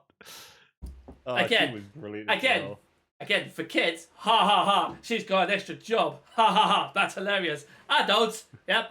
I can see that. I can definitely see that. I could get that. It's a side hustle. It's to make extra money. Understand? It's like, I think the director and the producers, just everyone on the team would just like, you know, make it so like, you know, funny for kids, but for adults, just to be like, I understand what she is doing in terms of, you know, having a petting zoo in her car or do these other things. Oh my god, it's just hilarious, funny stuff. Trying to think, is there anything else that you wanted to go on about with the movie, or not really? My final thought for the movie was, it was okay. It's not gonna be in my top. It's not in my top 20 movies of all time, but it was a lot better than I thought it was gonna be. Like you said, I was expecting it to be really bad, and just why am I watching this sort of thing? But it actually went out. It actually did come out okay, and for the Minecraft fans out there, I think it did give it. I think it justified its existence, and it actually did well to keep to the source material as well. Which, again, some movies they could fall into that trap of wanting to be too different, where they just completely lose the track of the what the source was and how it made the players feel. I think they got the right balance with that one. Not a great movie. It's not going to win awards. They've done their best, and I'll tell you what, they deserve credit for it, personally. And Jack Black just seems to love his video game movies, and I want him in more now. I want him to be the new Stan Lee of the video game movie franchises and universe. Yeah, I mean, same with me. I mean, like, just to go over a couple more bits. Again, with the part where I said that I almost cried, it was Jack Black singing the Dennis song. Yeah. I'm gonna miss you, Dennis. It's like, You're and the it's best just- thing in the world. Dennis. Dennis. It's like the song is like cheesy, and I'm like, fair enough. It's just seeing Dennis get very emotional and get very sad, and I'm like, why are you pulling my heartstrings, you bastards? It's like, I don't want to cry in the Minecraft movie. I almost had it because I was like, that was very touching. And then, you know, Steve and Garrett become best friends, and then they're getting told, like, you know, you can always come back. You can always like, you know, come back home. And then he does, and then, you know, like, business is booming in the video game store, you know, like, trying to figure out other things that happened, and, like, you know, everyone's happy, and everyone like, oh yeah, they make that fighting game. Was it Battle Blocks or something? Battle Blocks, yeah. Battle Blocks, or yeah, and it's just like, okay, that's pretty cool. So they make their own video arcade game, and everything's going well, and then. Of course, we can't forget the most amazing cameo to ever appear in a video game. What was the teacher's name? Mr. Gunchy, I think. Yeah, that was the one who divorced the vice principal. It's just like, what was it? Nitwit all of a sudden starts talking. Mr. Gunchy. It's like, oh, it's Matt Berry. Matt You were Berry. You were terrible for her, and I love her with all of my heart. It's like, or something to that line, and it's just like, I'm like, oh my god, they actually got Matt Berry in it. They got Matt Berry in it, and then Matt Berry just going like, Marlene, I love you. Will you marry me? It's like, I'm sure the director was just like, just be authentic Matt Berry. Matt Berry, here's your script. There's nothing in this script. Exactly. You're basically coming out. Your motivation is you're coming out. You can speak English. Go for it. You're going to propose this. You also love this woman in front of you. Go for it. What, do you want the script? Nope. Just Matt Berry your way for Nope. it. Matt Berry improvisation. Just go for it. It's like, oh my god, yeah, like, amazing. Like, just to have Matt Berry in it, I was like, okay, you sold me. This is great. Although, quickly speaking of cameos, though, they actually got the director, the artist, and the programmer, and a lot of the YouTubers who were famous for doing Minecraft. They actually got them in the movie with little wee cameos. Oh, did they? Yeah, so I think at the auction scene, like, all the people who were there with Jason Momoa, they were all, a lot of them, I think half of them were all Minecraft streamers. Oh, I had no idea. Yeah, again. I don't even watch Minecraft YouTube streamers. I'm like, oh, I just think they're actors. Yeah, but a lot of those people in there cameo, a lot of people who stood there, like waiters and like right at the end as well. They're all, a lot of people in there are people who work at Mojang. Oh wow, oh Jesus, that's nice. I like that. That's nice that they got some people from like the Mojang Studios to be a part of the movie. Yeah. That's sweet. Just get everyone, and especially also, I joke when I said, I had no idea who these YouTubers are. Sorry, I'm just a boomer when it comes to like certain YouTubers. But to get like quite a few Minecraft YouTubers into the movie, that's pretty cool. No, I like that. I like that they included they included everyone that helped make Minecraft become this huge entity. So that's wonderful to see. And hats off for that. Was there something else I was gonna? Oh, was there something else? I'm trying to remember. I don't think so. Damn it. Oh, that was it. The auction scene. Like, I like the thing where it's just like, there's an Atari. Oh, what was it? What console? Atari something. Atari 9930 or something? No, Atari. Oh, God. What was the console? I forget the console. Hang on. Minecraft movie. Auction scene. Okay. It was something in there. Yeah. Oh yeah, look, I just clicked on it and I'm just like, oh, here we go. Dan TTM, Afmal, Mumbo Jumbo, and LD Shadow Lady make cameos as attendees at the auction. There you go. That's pretty cool. Let me just see. Petting Zoo, stage auction. That's it. Atari Cosmos. That's it. That's the one. Which I'm clicking on Wikipedia now, was an unreleased product by Atari for the handheld/tabletop electronic game system market. It uses graphic to. Oh, okay. So it is actually a thing. It's just an unreleased product.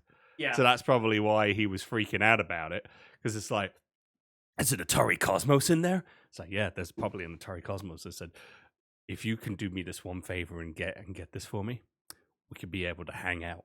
I'll hang out with you. Really? Me with the garbage man? Just two big buffaloes just hanging out with each other? It's like, he's just like, okay. And then Garrett's just like, okay, stop now. What's that? In bright blue turquoise. In bright blue turquoise. All right, no, just stop there. Yeah. That was funny. I love that. Uh-oh. James has lost power in his headphones. Oh, no, I just got the power and it said battery low. I was like, okay, let's get this back on. Battery low. Shit. Yep, it's already plugged in. We are charged again. Yeah. It's just like two big buffaloes just hanging out wearing blue turquoise. No, all right, stop now. That was great. Yeah, that was it. That part I laughed at. Just crazy that he spent like $900 just so he could get himself like an Atari Cosmos, and there was nothing in there. All it was the orb, and that was it. I mean, he got a lot of diamonds out of it, so I think he's done well with it, actually. I think he has done very well on that. So, but yeah. Anyway, final thoughts, James. Minecraft movie. How do you feel? Minecraft movie. I'd say I'm gonna give it a yay, but a very meh yay. So about in the whole thing, it's about there. Okay, fair enough. And yeah, I'm kind of like, I'm gonna say it's a little bit more. I'm gonna say it's a little bit more. It did, I was expecting the worst. It was okay. I enjoyed it. Gave me a laugh. Got very emotional. It's nice. It exceeded expectations. Not much, but it's exceeded. Exceeded, definitely. Definitely felt a lot for Garrett. Just kind of getting how he felt with everything, and just to see him succeed, it was like, good for him. Good for him, And not the greatest movie, but entertaining nonetheless. And I thought it was very fun. Yeah, that's good. Yeah. Well, that's the first part done. So we're going to get us, as we normally do, we're going to take ourselves just a little break, get ourselves ready for part numero dos of the show. But while we're getting ourselves sorted, feel free to check out this month's content creator of the month. See what they are, who they are, what they do, and see some little snippets here and there. I'm not editing that. No, sorry, James. You have to now. No, I'm not. I'm going to be lazy. I'm not going to do that. Nice try. But we'll see you in a bit. Enjoy the Content Creator of the Month segment. And in part 2, where we're on this month, will be coming very soon. See you soon. Hi, I'm Sky Blue Arts, aka Serena. I do art and animation, and when I'm not doing that, I do this. Get to work! Do your job! Police! Wither like the others. Oh! I'm blasting. But I love blast. I love that. Wait, hold on, that sounds wrong.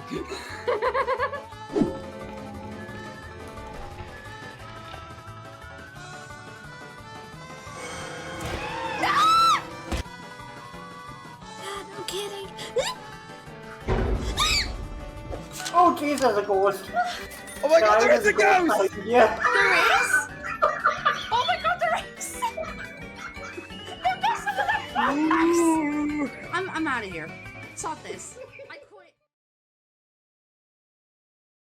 And yes, welcome back, ladies and gentlemen. That was Sky Blue Art, who is our content creator of the month. So be sure to check out her fantastic array of varieties. And with her being an artist and animator, you might even learn a few things as well about how brilliant she is. So once again, that's Sky Blue Arts. Check out her profile and give her the love that she so thoroughly deserves from us.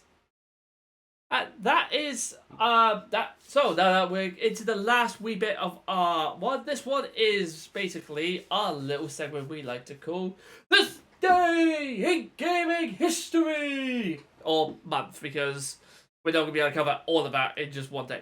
So Yeah, basically, no, definitely not. So if you've never seen this before, ladies and gentlemen, what happens is myself and Andy, we have gone to a website and we found out what games have released during this time of May. And this could be from 30 years ago up to last year. We're going to pick 2 of those games and we're going to give a quick brief about how we felt about those particular games themselves. Might be a little bit different because I know one of these games, he definitely knows very well. And I want to see his reaction to it as well. Okay, well, if that's the case then, James, I don't know which game you're talking about. Well, we're about to find out, aren't we? So, do you want to go first, or Yeah. should I do the... Tell you what, because I introduced it, you can go first. I could go... Well, I don't know. That's the thing. I don't know what this game is, and I'm curious. So even though you introduced it, I'm going to let you go first, because I want to know exactly what game you're talking about.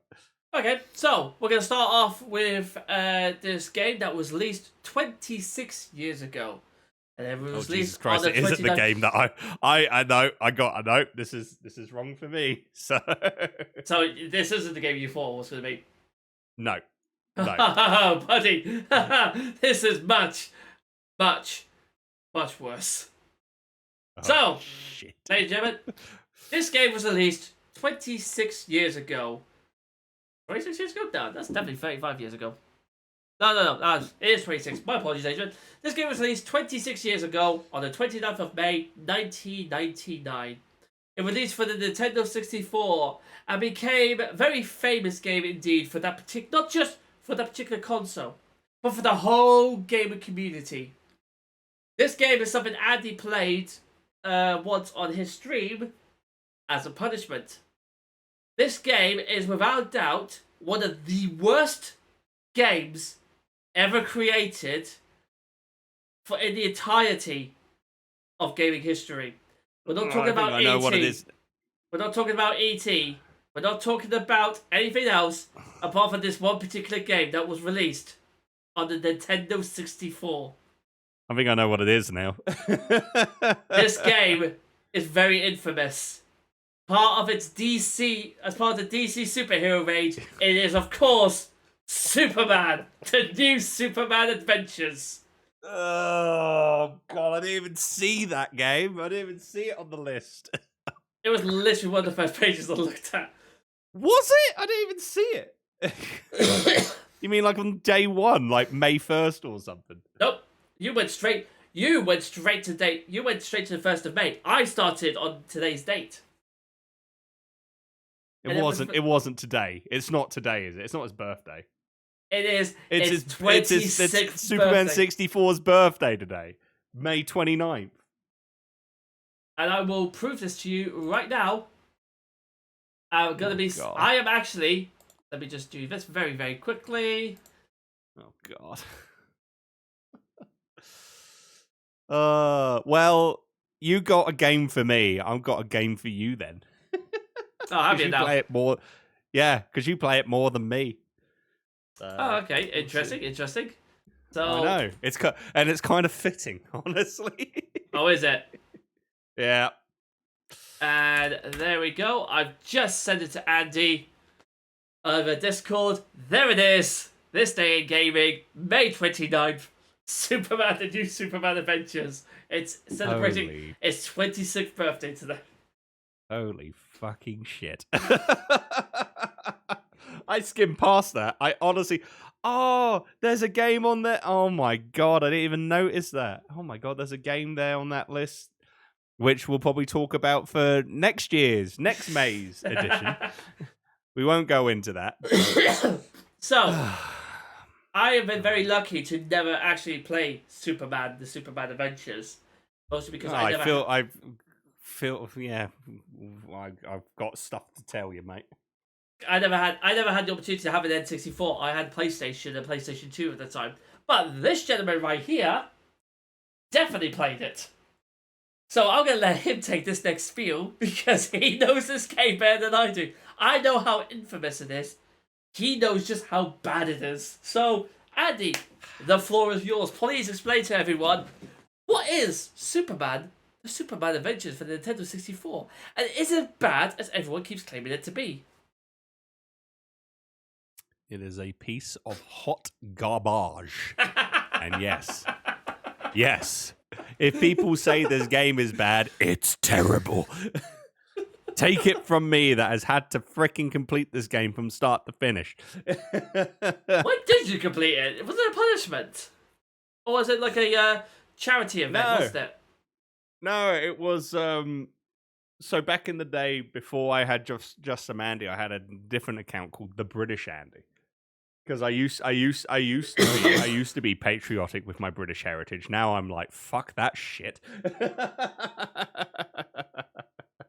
That's fine. You still got a British passport, so be on patriotic. Yeah, I know. Yeah, I know. It's only because I could get into the country quick and easy, so I can see family. If anything, I support more. If anything, I support more of my Scottish heritage more than anything now. Oh, yeah, so do I, but that's because I'm married to a Scottish woman. I mean, fair enough. I'm a quarter Scottish, so I'm just like, I support more than that than my English heritage. But anyway, moving on. Yeah, no, I every 50 streams, or when it gets to it, I did a voting poll to be like, vote for what game you want me to play on my 50th stream milestone. And this was for the 100th stream milestone. So after stream 50, it was getting to there. And people pick games, and I would randomly pick 5 games from the list. And then it would go into a voting poll, and people would vote for it. And Superman 64 was a game that got randomly picked. And it won by a huge freaking margin. And you wonder why it won. It was horrendously bad. Of course, you gave that option. Of course, people were going to make you play it. Well, like I wasn't gonna. I couldn't veto anything. If I vetoed it, then everyone would be like, "You vetoed this. You're terrible." Blah blah blah. People would get mad.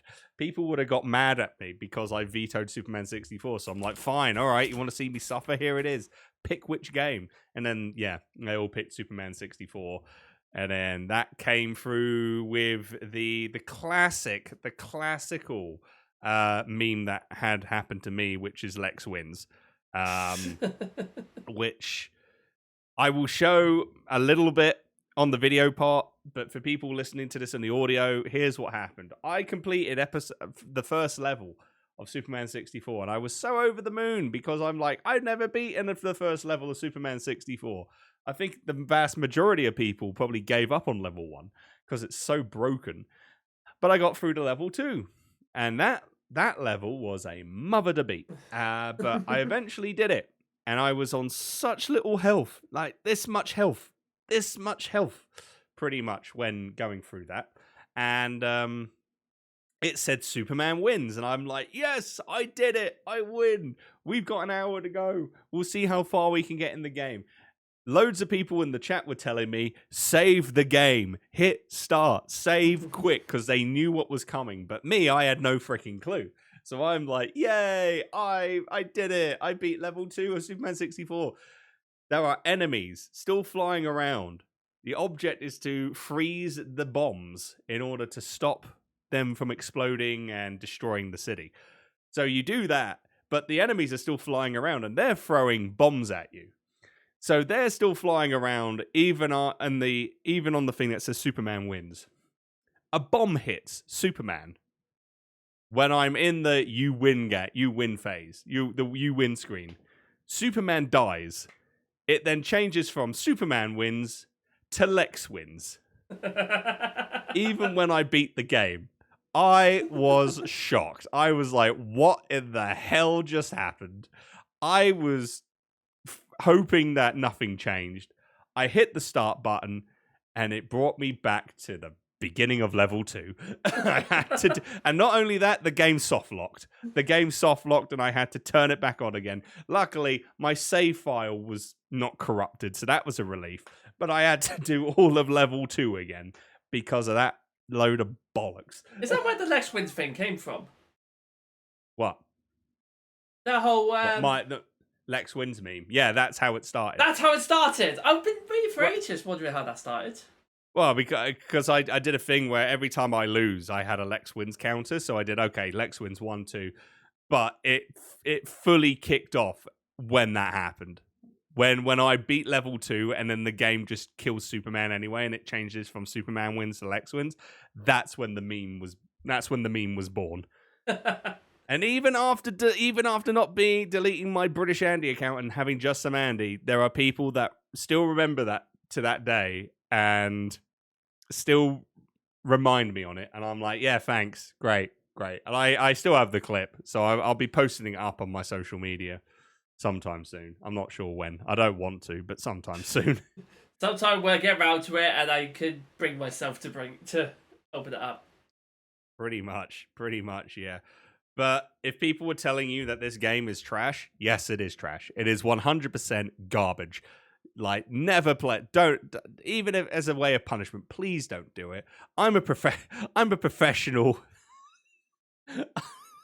I'm a professional in suffering, in putting myself to suffer, just so others don't have to do it. Hear this from this professional masochist. I say. God damn it, James. I didn't say anything. Say this. Don't do it. Don't do it. Just play something else. Play a different Superman game. Just do not play Superman 64. You will literally have a bad time. I completed the game, but stupidly enough, I completed it in normal mode. You know what it told me? Oh, to get the full ending, play in Superman mode. And I was like, fuck that. I don't want to do that. So I do have it in my collection. I haven't got rid of it. I mean, you know, I have to buy all the bad games anyway. So yes, I still have Superman 64. I don't want to play it ever again, and it's probably going to happen. And if it does, at least you get to see it in crisp, clean HD because of the HDMI mod I got for my N64. I wonder if they ever release it to the N64 online. That'd be hilarious. No, it will never happen. You know, fun fact, they actually were going to make a PS1 version of the game. Oh, it would have worked better. Maybe. And there was going to be an underwater level where Superman was going to be wearing like a scuba diver outfit. But because of how bad the N64 version was, Titus stopped developing that. And I think that was the last game that Titus ever made because they ceased to exist after that, I think. I'm not too sure. But yeah, I mean, if you're gonna trash. I mean, if you're gonna go out, you might as well go out with the worst game ever created. You might as well go out with a bang by playing that trashy game. So yeah, never again. Never again. I say never again. It's probably gonna happen again, but I so hope it doesn't. God, I hope it does. I really hope it does. God damn you, James. God damn. You just like to see me suffer all the time, don't you? So do you. What? You like? So do you. You love it. What? To see me suffer or to see you suffer? Yes. If it's to see you suffer, then yes, because. Oh, there we go. Because that's how best friends support each other. Yes, we do. Well, there you go. There's your game Yep. that you've given me. Let me give a game to you. Okay. I say it's ironic because we were talking about it as our main Ooh. topic. Really? In this month, Minecraft was created. Oh, of course it was. Yeah. Let me go back. Let me just try and see if I can remember which bloody date it was. To be fair, that would make sense why the Minecraft movie was released. This month. Yeah, I know. That I makes think a lot it more was sense like- now. Yeah.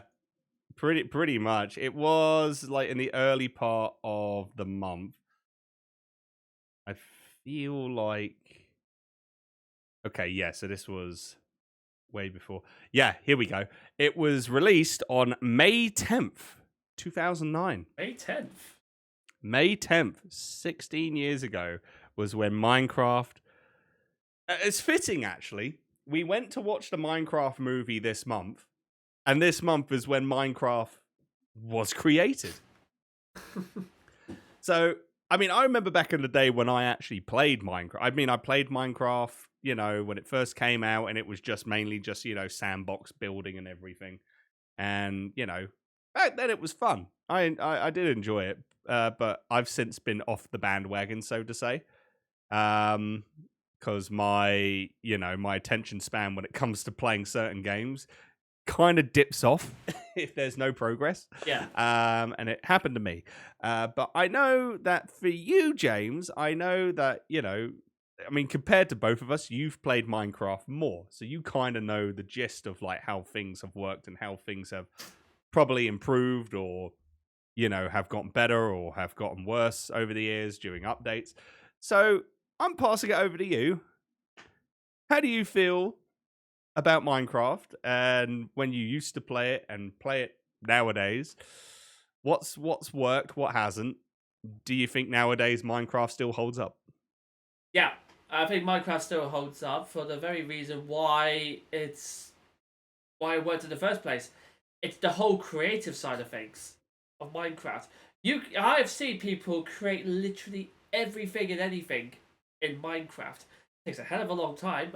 I'll grant you that. But my God, there's some creative people out there, and especially since they keep bringing out updates for it as well, which is great as well, because you don't want a game to get stale and just die out after a few days or a few months. So if you can keep a game going and bring out a movie after what, 16 years? You said 2009?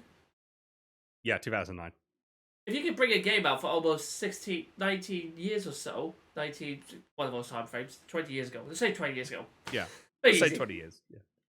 If you can bring out a game 20 years ago and people are still playing it to this day, you know you've created something really well.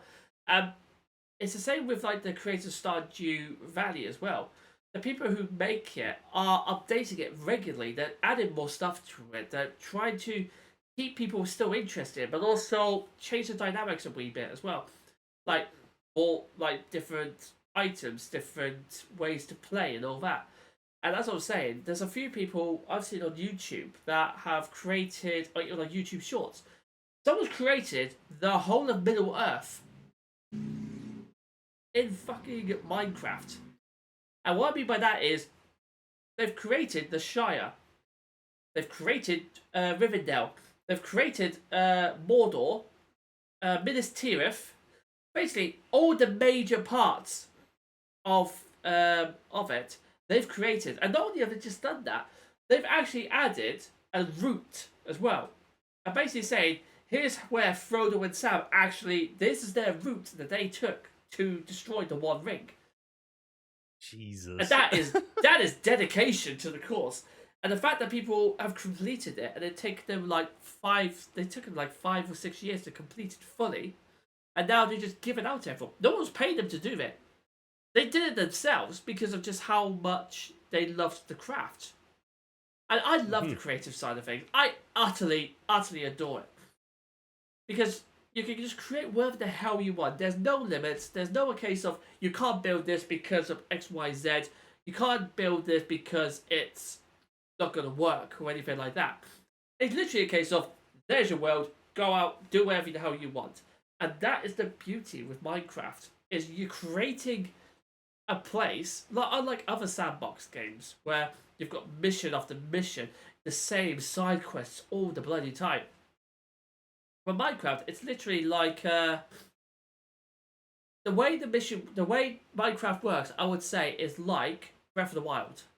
And what I mean by that is, by the way, the big bad boss is somewhere over there. Okay, how do I get to it? I don't know. Go for it. Figure it out yourself. Off you go. I'll go for lunch. And off it goes. Yeah. Not essentially in that way, but you have to learn, like, it doesn't give you guidance on, like, oh, in order to access this, you need to be able to do this. And like little tasking. It basically just says, go for it. Do what you want. Enjoy yourself. See how long you can survive. Can you survive in this sort of realm? And it clearly works, because again, 20 years down the line, not only are we still talking about it, it's still a mass gathering of it. And what I love as well is Minecraft is being used as educational purposes as well. There's plenty of people around the world who use Minecraft as an education tool. And that's when you know you've got something amazing, when the education system likes to not really enjoy games as much because they don't feel like the purpose of it. But the fact that they're using Minecraft to teach stuff, to use it as a teaching tool, I think is brilliant. And I think it's the best way for people to learn as well. Because not only could they just go off, like, see it happening as well, but then they could go on their computer. It may interest them to go, I want to try that out for myself. So they download Minecraft, they look at that, and then they could explore it themselves and do whatever the hell they want. And it's brilliant. So I would say I'm surprised. I'm surprised it's 20 years old. I thought it was a lot younger than that. But I can see why it's continued. I can see why it's gaining popularity, and I think we will be 50, 60 years old. So in 30 years' time, for example, we'll still be talking about Minecraft. I think. I really hope we do. We'll see. I'm sure. Like, that's going to be one of the games that's still going to be, like, alive to this, like, 35 years down the line.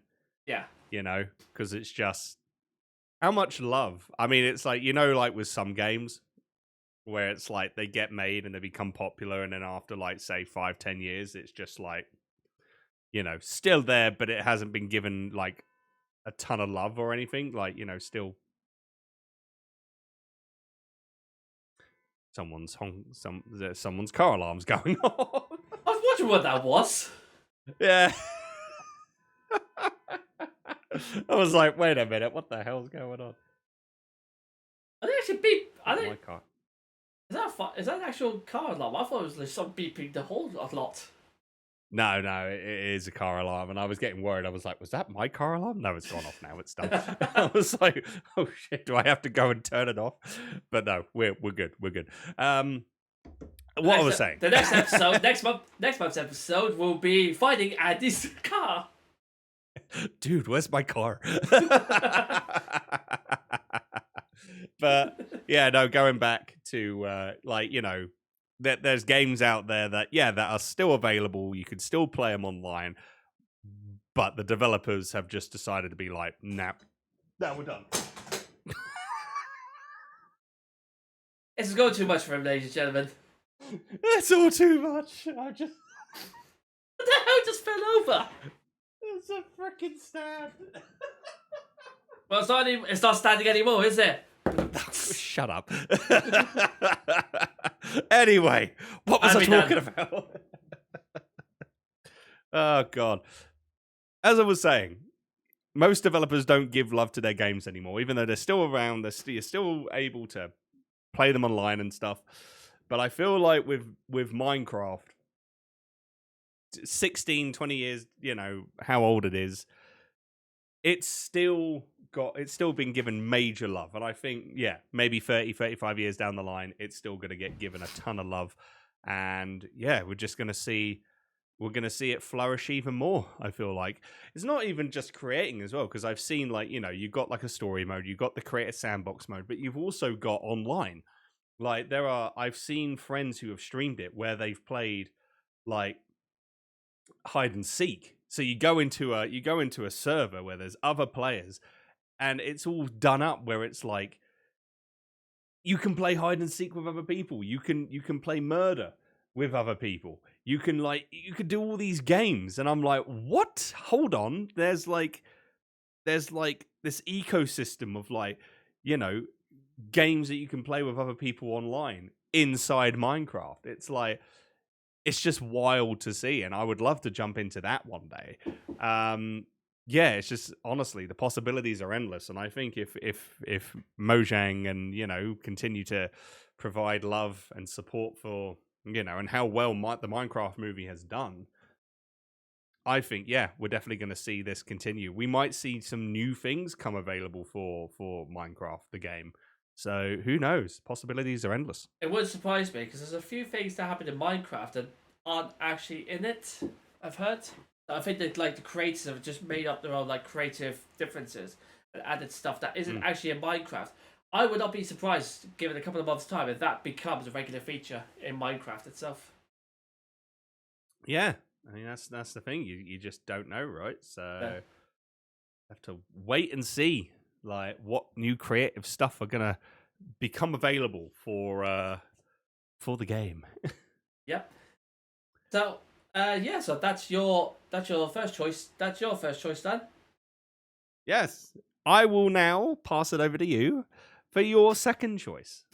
So this is my second choice for me. Andy, I don't think has ever played it, but this game was released about 11 years ago on the 19th of May 2014. It is one of if not, it's probably the game that I remember that I've played, and I still play it to this day for the story. The story is without doubt the best story I've ever played in a game, which is kind of ironic considering it should just be the very simple things, and that is you kill Nazis. But the story, the way it emphasizes and the way it opens up into the world absolutely blew my mind, and I think it is generally one of the best games out there. And for those of you who probably don't know about it now, it was part of a new trilogy, which I think this one actually was brilliant. The second one was okay, wasn't going to peak as the first one, but the third one destroyed it, and it still angers me to this day how they managed to destroy this series, because they were doing so bloody well with it. But for now, we're going to talk about the first game of the series itself, which, if you haven't guessed right now, on May 19th in 2014, Wolfenstein: The New Order was released. New Order? Oh boy. Yeah, I haven't played a Wolfenstein game in a very, very long time. I think the last time I played it was Wolfenstein Enemy Territory, the online game. Yeah. That's the last time I played a Wolfenstein game. So, it's been a while. Yeah. So I absolutely adored it from playing right from the beginning, for the first part all the way to the end. And I've played through 15, 16 different times, and the story still gets me, and I still love it. And I love it because it's got my little thing of an alternate reality. Andy, anyone else who's never played it, the very first thing it tells you, so you start the new game up, it says, get ready. And then it cuts in straight into it, and you see BJ Blazkowicz basically thinking to himself, and you start hearing this man's emotional state. And it is basically, he's at breaking point. And there's no big sort of ceremony about it. You just hear him talking to himself about his dreams and hopes. and then the game actually starts, and you just look around. You're in this cockpit as you're flying past, and there's no big major deal about it, but the date comes up, and it's June 6th, 1946. Oh, And okay. and straight away you're thinking. Now I'm not really great with history, but I'm sure that's not right.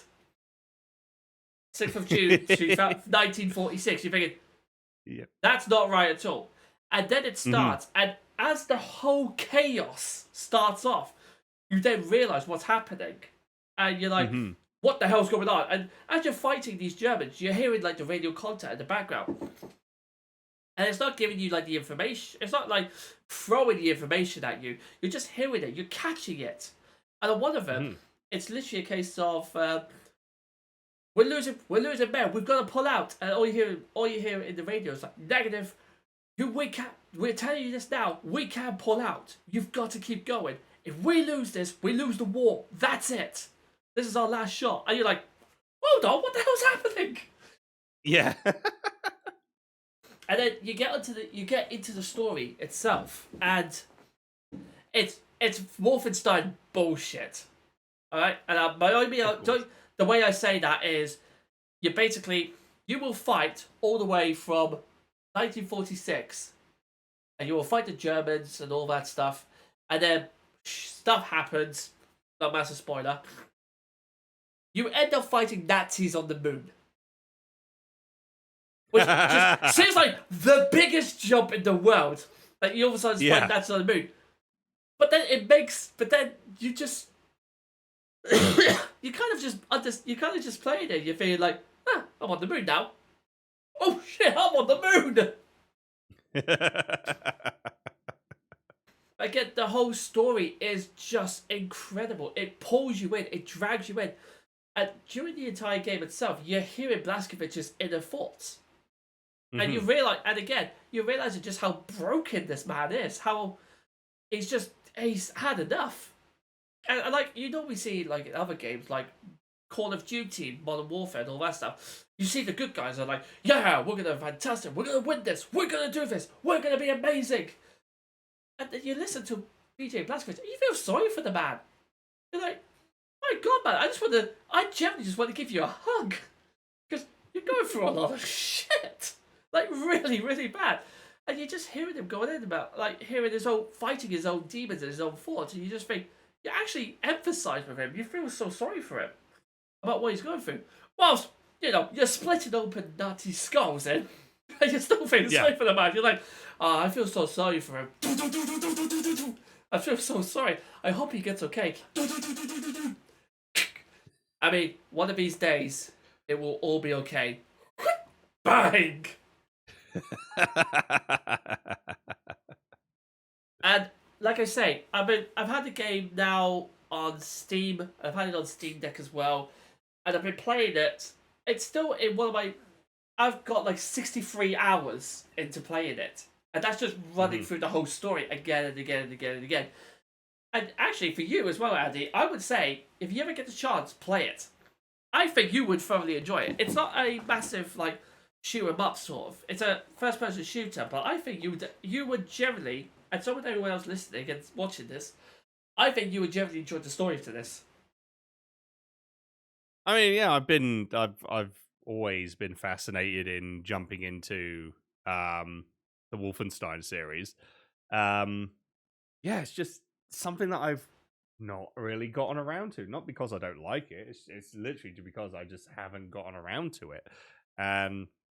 I know I need to change that. And I feel like, I do actually want to jump into that series. Because I've seen playthroughs and it looks great. It looks it's messed up, but it looks really fun. Oh, it's brilliant.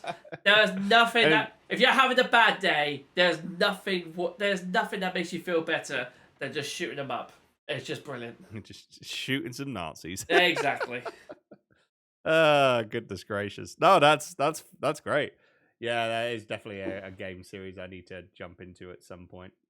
100%. Yeah. And like I said, even if you're, as I've been saying previously on this podcast especially, the graphics can be absolute shite. and the gameplay itself cannot work to a T. But give me a good story, and I'll keep coming back to play it. Wolfenstein: The New Order is a classic example for me of that particular thing. Because the graphics are okay, the gameplay's alright, but the fucking story will keep me coming back in for more and more to play again and again and again. And it's still really, Wow, okay. it's generally still one of the games I think about when I think good storytelling. Wow, interesting. Okay, no, that's good to know. No, thank you for diving us into the world of Wolfenstein. With that, indeed, yeah. Right, my game, totally complete opposite of Wolfenstein. This is a hidden gem, actually. This is a hidden gem. I played it once, and I want to play it again because it is honestly really, really fun. A very enjoyable game. If you're into like the classic 80s, 90s like driving games, like Outrun or Super Hang On or Driver. Top Gear, not Or Driver. Not Driver. No, it's not that type of game.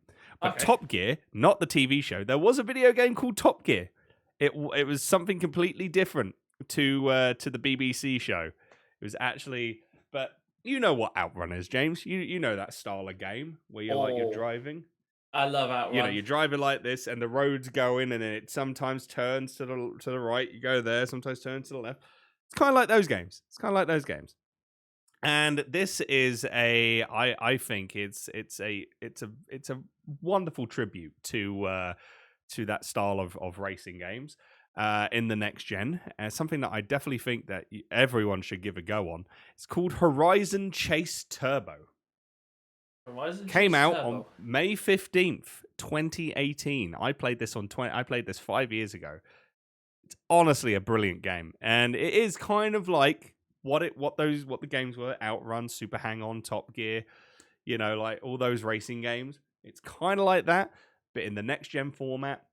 And oh my god, it looks gorgeous with how the graphics are. It plays well. It's music's great. It's adrenaline pumping. For me, I feel like it's adrenaline pumping. It's very enjoyable. So yeah, it is kind of like a thing where you're racing, but it's actually. So what it is you're racing through specific courses. It's not like, like what the original games were, where it's like, you go from start to finish, you pick the routes and you go. I from what I remember playing it as, it didn't have that. It might have a mode for that, but I just remember like going through, unlocking the courses, trying to get the gold cups, unlock like certain, items to help with completing through each level, and it adds a lot of like the original style to how the games were back in the day, and adding it to here, for the next generation of gamers. And I feel like it's a really awesome fitting tribute to how how a genre of games were back in the day. And again, played this. I want to play it again. There's nothing really else more to say. It's just a simple game, and I'm not saying that like it's a bad thing. Simple can be really good, and it is a simple arcade style racing game, inspired by the 16-bit era of games. And yeah, I mean, it was it did come out in 2015, like originally as a Horizon Chase, and that was only for from what I see, is just phones. But then they brought out Horizon Chase Turbo, which is like the first game that they had for the phones and tablets, but it's now for consoles. And honestly, brilliant, love it, fantastic. And I definitely would like to get my hands on it again. Well, I've already got my hands on it. I've already got it on Steam. But I mean, like, get my hands and play it again. It's honestly a fitting tribute. A wonderful game, gorgeous to look at, and just very fun. Just a very casual, fun game to play. No online, no nothing. It's just your standard, like, just simple racing game that you can play for hours on end. It's one of those games, isn't it, where you just want to pick up and just play. As you just jump straight into it as well. Like the old style FIFA games, for example. It's not a case of like nowadays we have to train the manager and train the players and make sure they all get their training. It's literally a case of kick off. Roger, let's go. Same for the exactly. But the Outlast game as well. Yeah, it is pretty much like that. Like as I said before, I've been playing like old school FIFA games. Like I've been playing FIFA 06. Like I play manager mode, and there is ways you can, you can improve this, improve that, but it's very simple. And it's like you can put players, who are out of position. You can put players who are in their specific position into different positions that they don't normally play as, and they still play as if normal. It doesn't bring down their overall or anything. It's just like, no, I want you to play, like for example, Portsmouth. I'm doing a manager mode for Portsmouth. Shocker. Yeah, I know, shocker, isn't it? But I have one of our players, Matt Taylor, good old Matty Taylor. And he is a left wing back. He's pretty much like in the defense. But what I do is I like to put him in left midfield because he's good in defense, but he's good in midfield and he can score goals. And that's what I do. And that doesn't hinder his overall or anything like that. It's just simple. Like as you said, now with the next gen FIFA stuff, it's like it is full on simulation. Like, this is what you would be if you were a manager, which is fun. I like, but if you just want like a simple game to play, you just play the old school stuff. And this is kind of what it is. You have like the racing games now, which kind of want to get into like the arcadey style, but there's just so much things you have to, you got to add this to this and do this if you want to increase your speed and acceleration. And it's like, if you want good drifting, you need to add that, and you have to do all this stuff. And it yes, some people can find it enjoyable. I mean, I like the customizing aspects of games, but it can be very, dwindling and can get a little bit tedious in some ways. So, just having something so simple as like Horizon Chase Turbo, where you can just pick up a controller, pick a level, race. That's it. And you get items on the floor. You can get fuel. You can get turbocharge, like in order to keep going. It's just a fun little game to play. And I'm definitely looking forward to jumping back into it at some point. I'm not sure when though, but it's definitely on my list of games that I want to play again. That does sound pretty good. I think this should be one of our things where we just go and, might be an idea actually, replay the games that we've been saying, we want to play for ages, but we never found time to. That might be an idea for the beginning of our next episode. Play the game that we've chosen, and then, if we can, like something like you say, we have not played. Play the game, and we go back and just remind ourselves, oh yeah, we did actually play it. Do I still feel the same, or do I feel different about it? Yeah. I kind of like that idea. Yeah, we can think of that. We could do like a little like review segment, and then we go into our on this month of gaming after that. Yeah, that'd be good. Yeah, we'll think of that. So you're gonna play Wolfenstein then, aren't you? I have gone back to Wolfenstein. Yes, I am. All right. Well, I'll get back into playing Horizon Chase Turbo. That sounds perfect, actually. Epic stuff. Fantastic. Well, that's it. That's pretty much it. That's us done and dusted for another podcast episode. Woo! Yeah, great stuff. Yeah, well, apologies for it being very, very late. It's just, as what is with being adults, life happens and life sucks. And also us just saying, right, I'm going to do this. Let's do it. And you just end up dying and dead and all that stuff. Yeah, that as well. Because, our bodies are not as young great as they used to be. Yeah, pretty much. Where we could, take care of anything. And now we're in our 30s. It's like, bodies, you're breaking down. The body... Back then, my body was like, yes, fantastic. I am fantastic. 100%. That's for damn sure indeed. And nowadays, it's like, it's going to cost you to fix that. Yeah. You got a dink in your shoulder? Yeah. It's going to cost you a bit of bob. Especially your knees going, and, God, don't remind me. Don't remind me. With my parents, every time whenever my knees like, click and stuff like that, and they just say, if you do that, your knees are you're gonna damage your knees and you're gonna get this and that. And I'm like, whatever. And now I'm like, I hate my child self. My knees. It's the bloody worst. It really is. Yes. But that is it. That is it for another episode of Games Innit Podcast. We hope you enjoyed yourselves as we go through a little bit of an in-depth review on the Minecraft movie, as well as talk about Minecraft itself, because it was released this month. 16 years ago. Yeah, crazy. It was 16 years ago this month when it first came out. So we hope you enjoyed that. James, if people want to get to know you a bit more and find out where you are, where can they find you on the interwebs? So on the interwebs, I am actually live on the James of All Games on my Twitch account, which is right here. And also, I would say about my Twitter feeds, but I've not actually done them for ages, so I won't bother.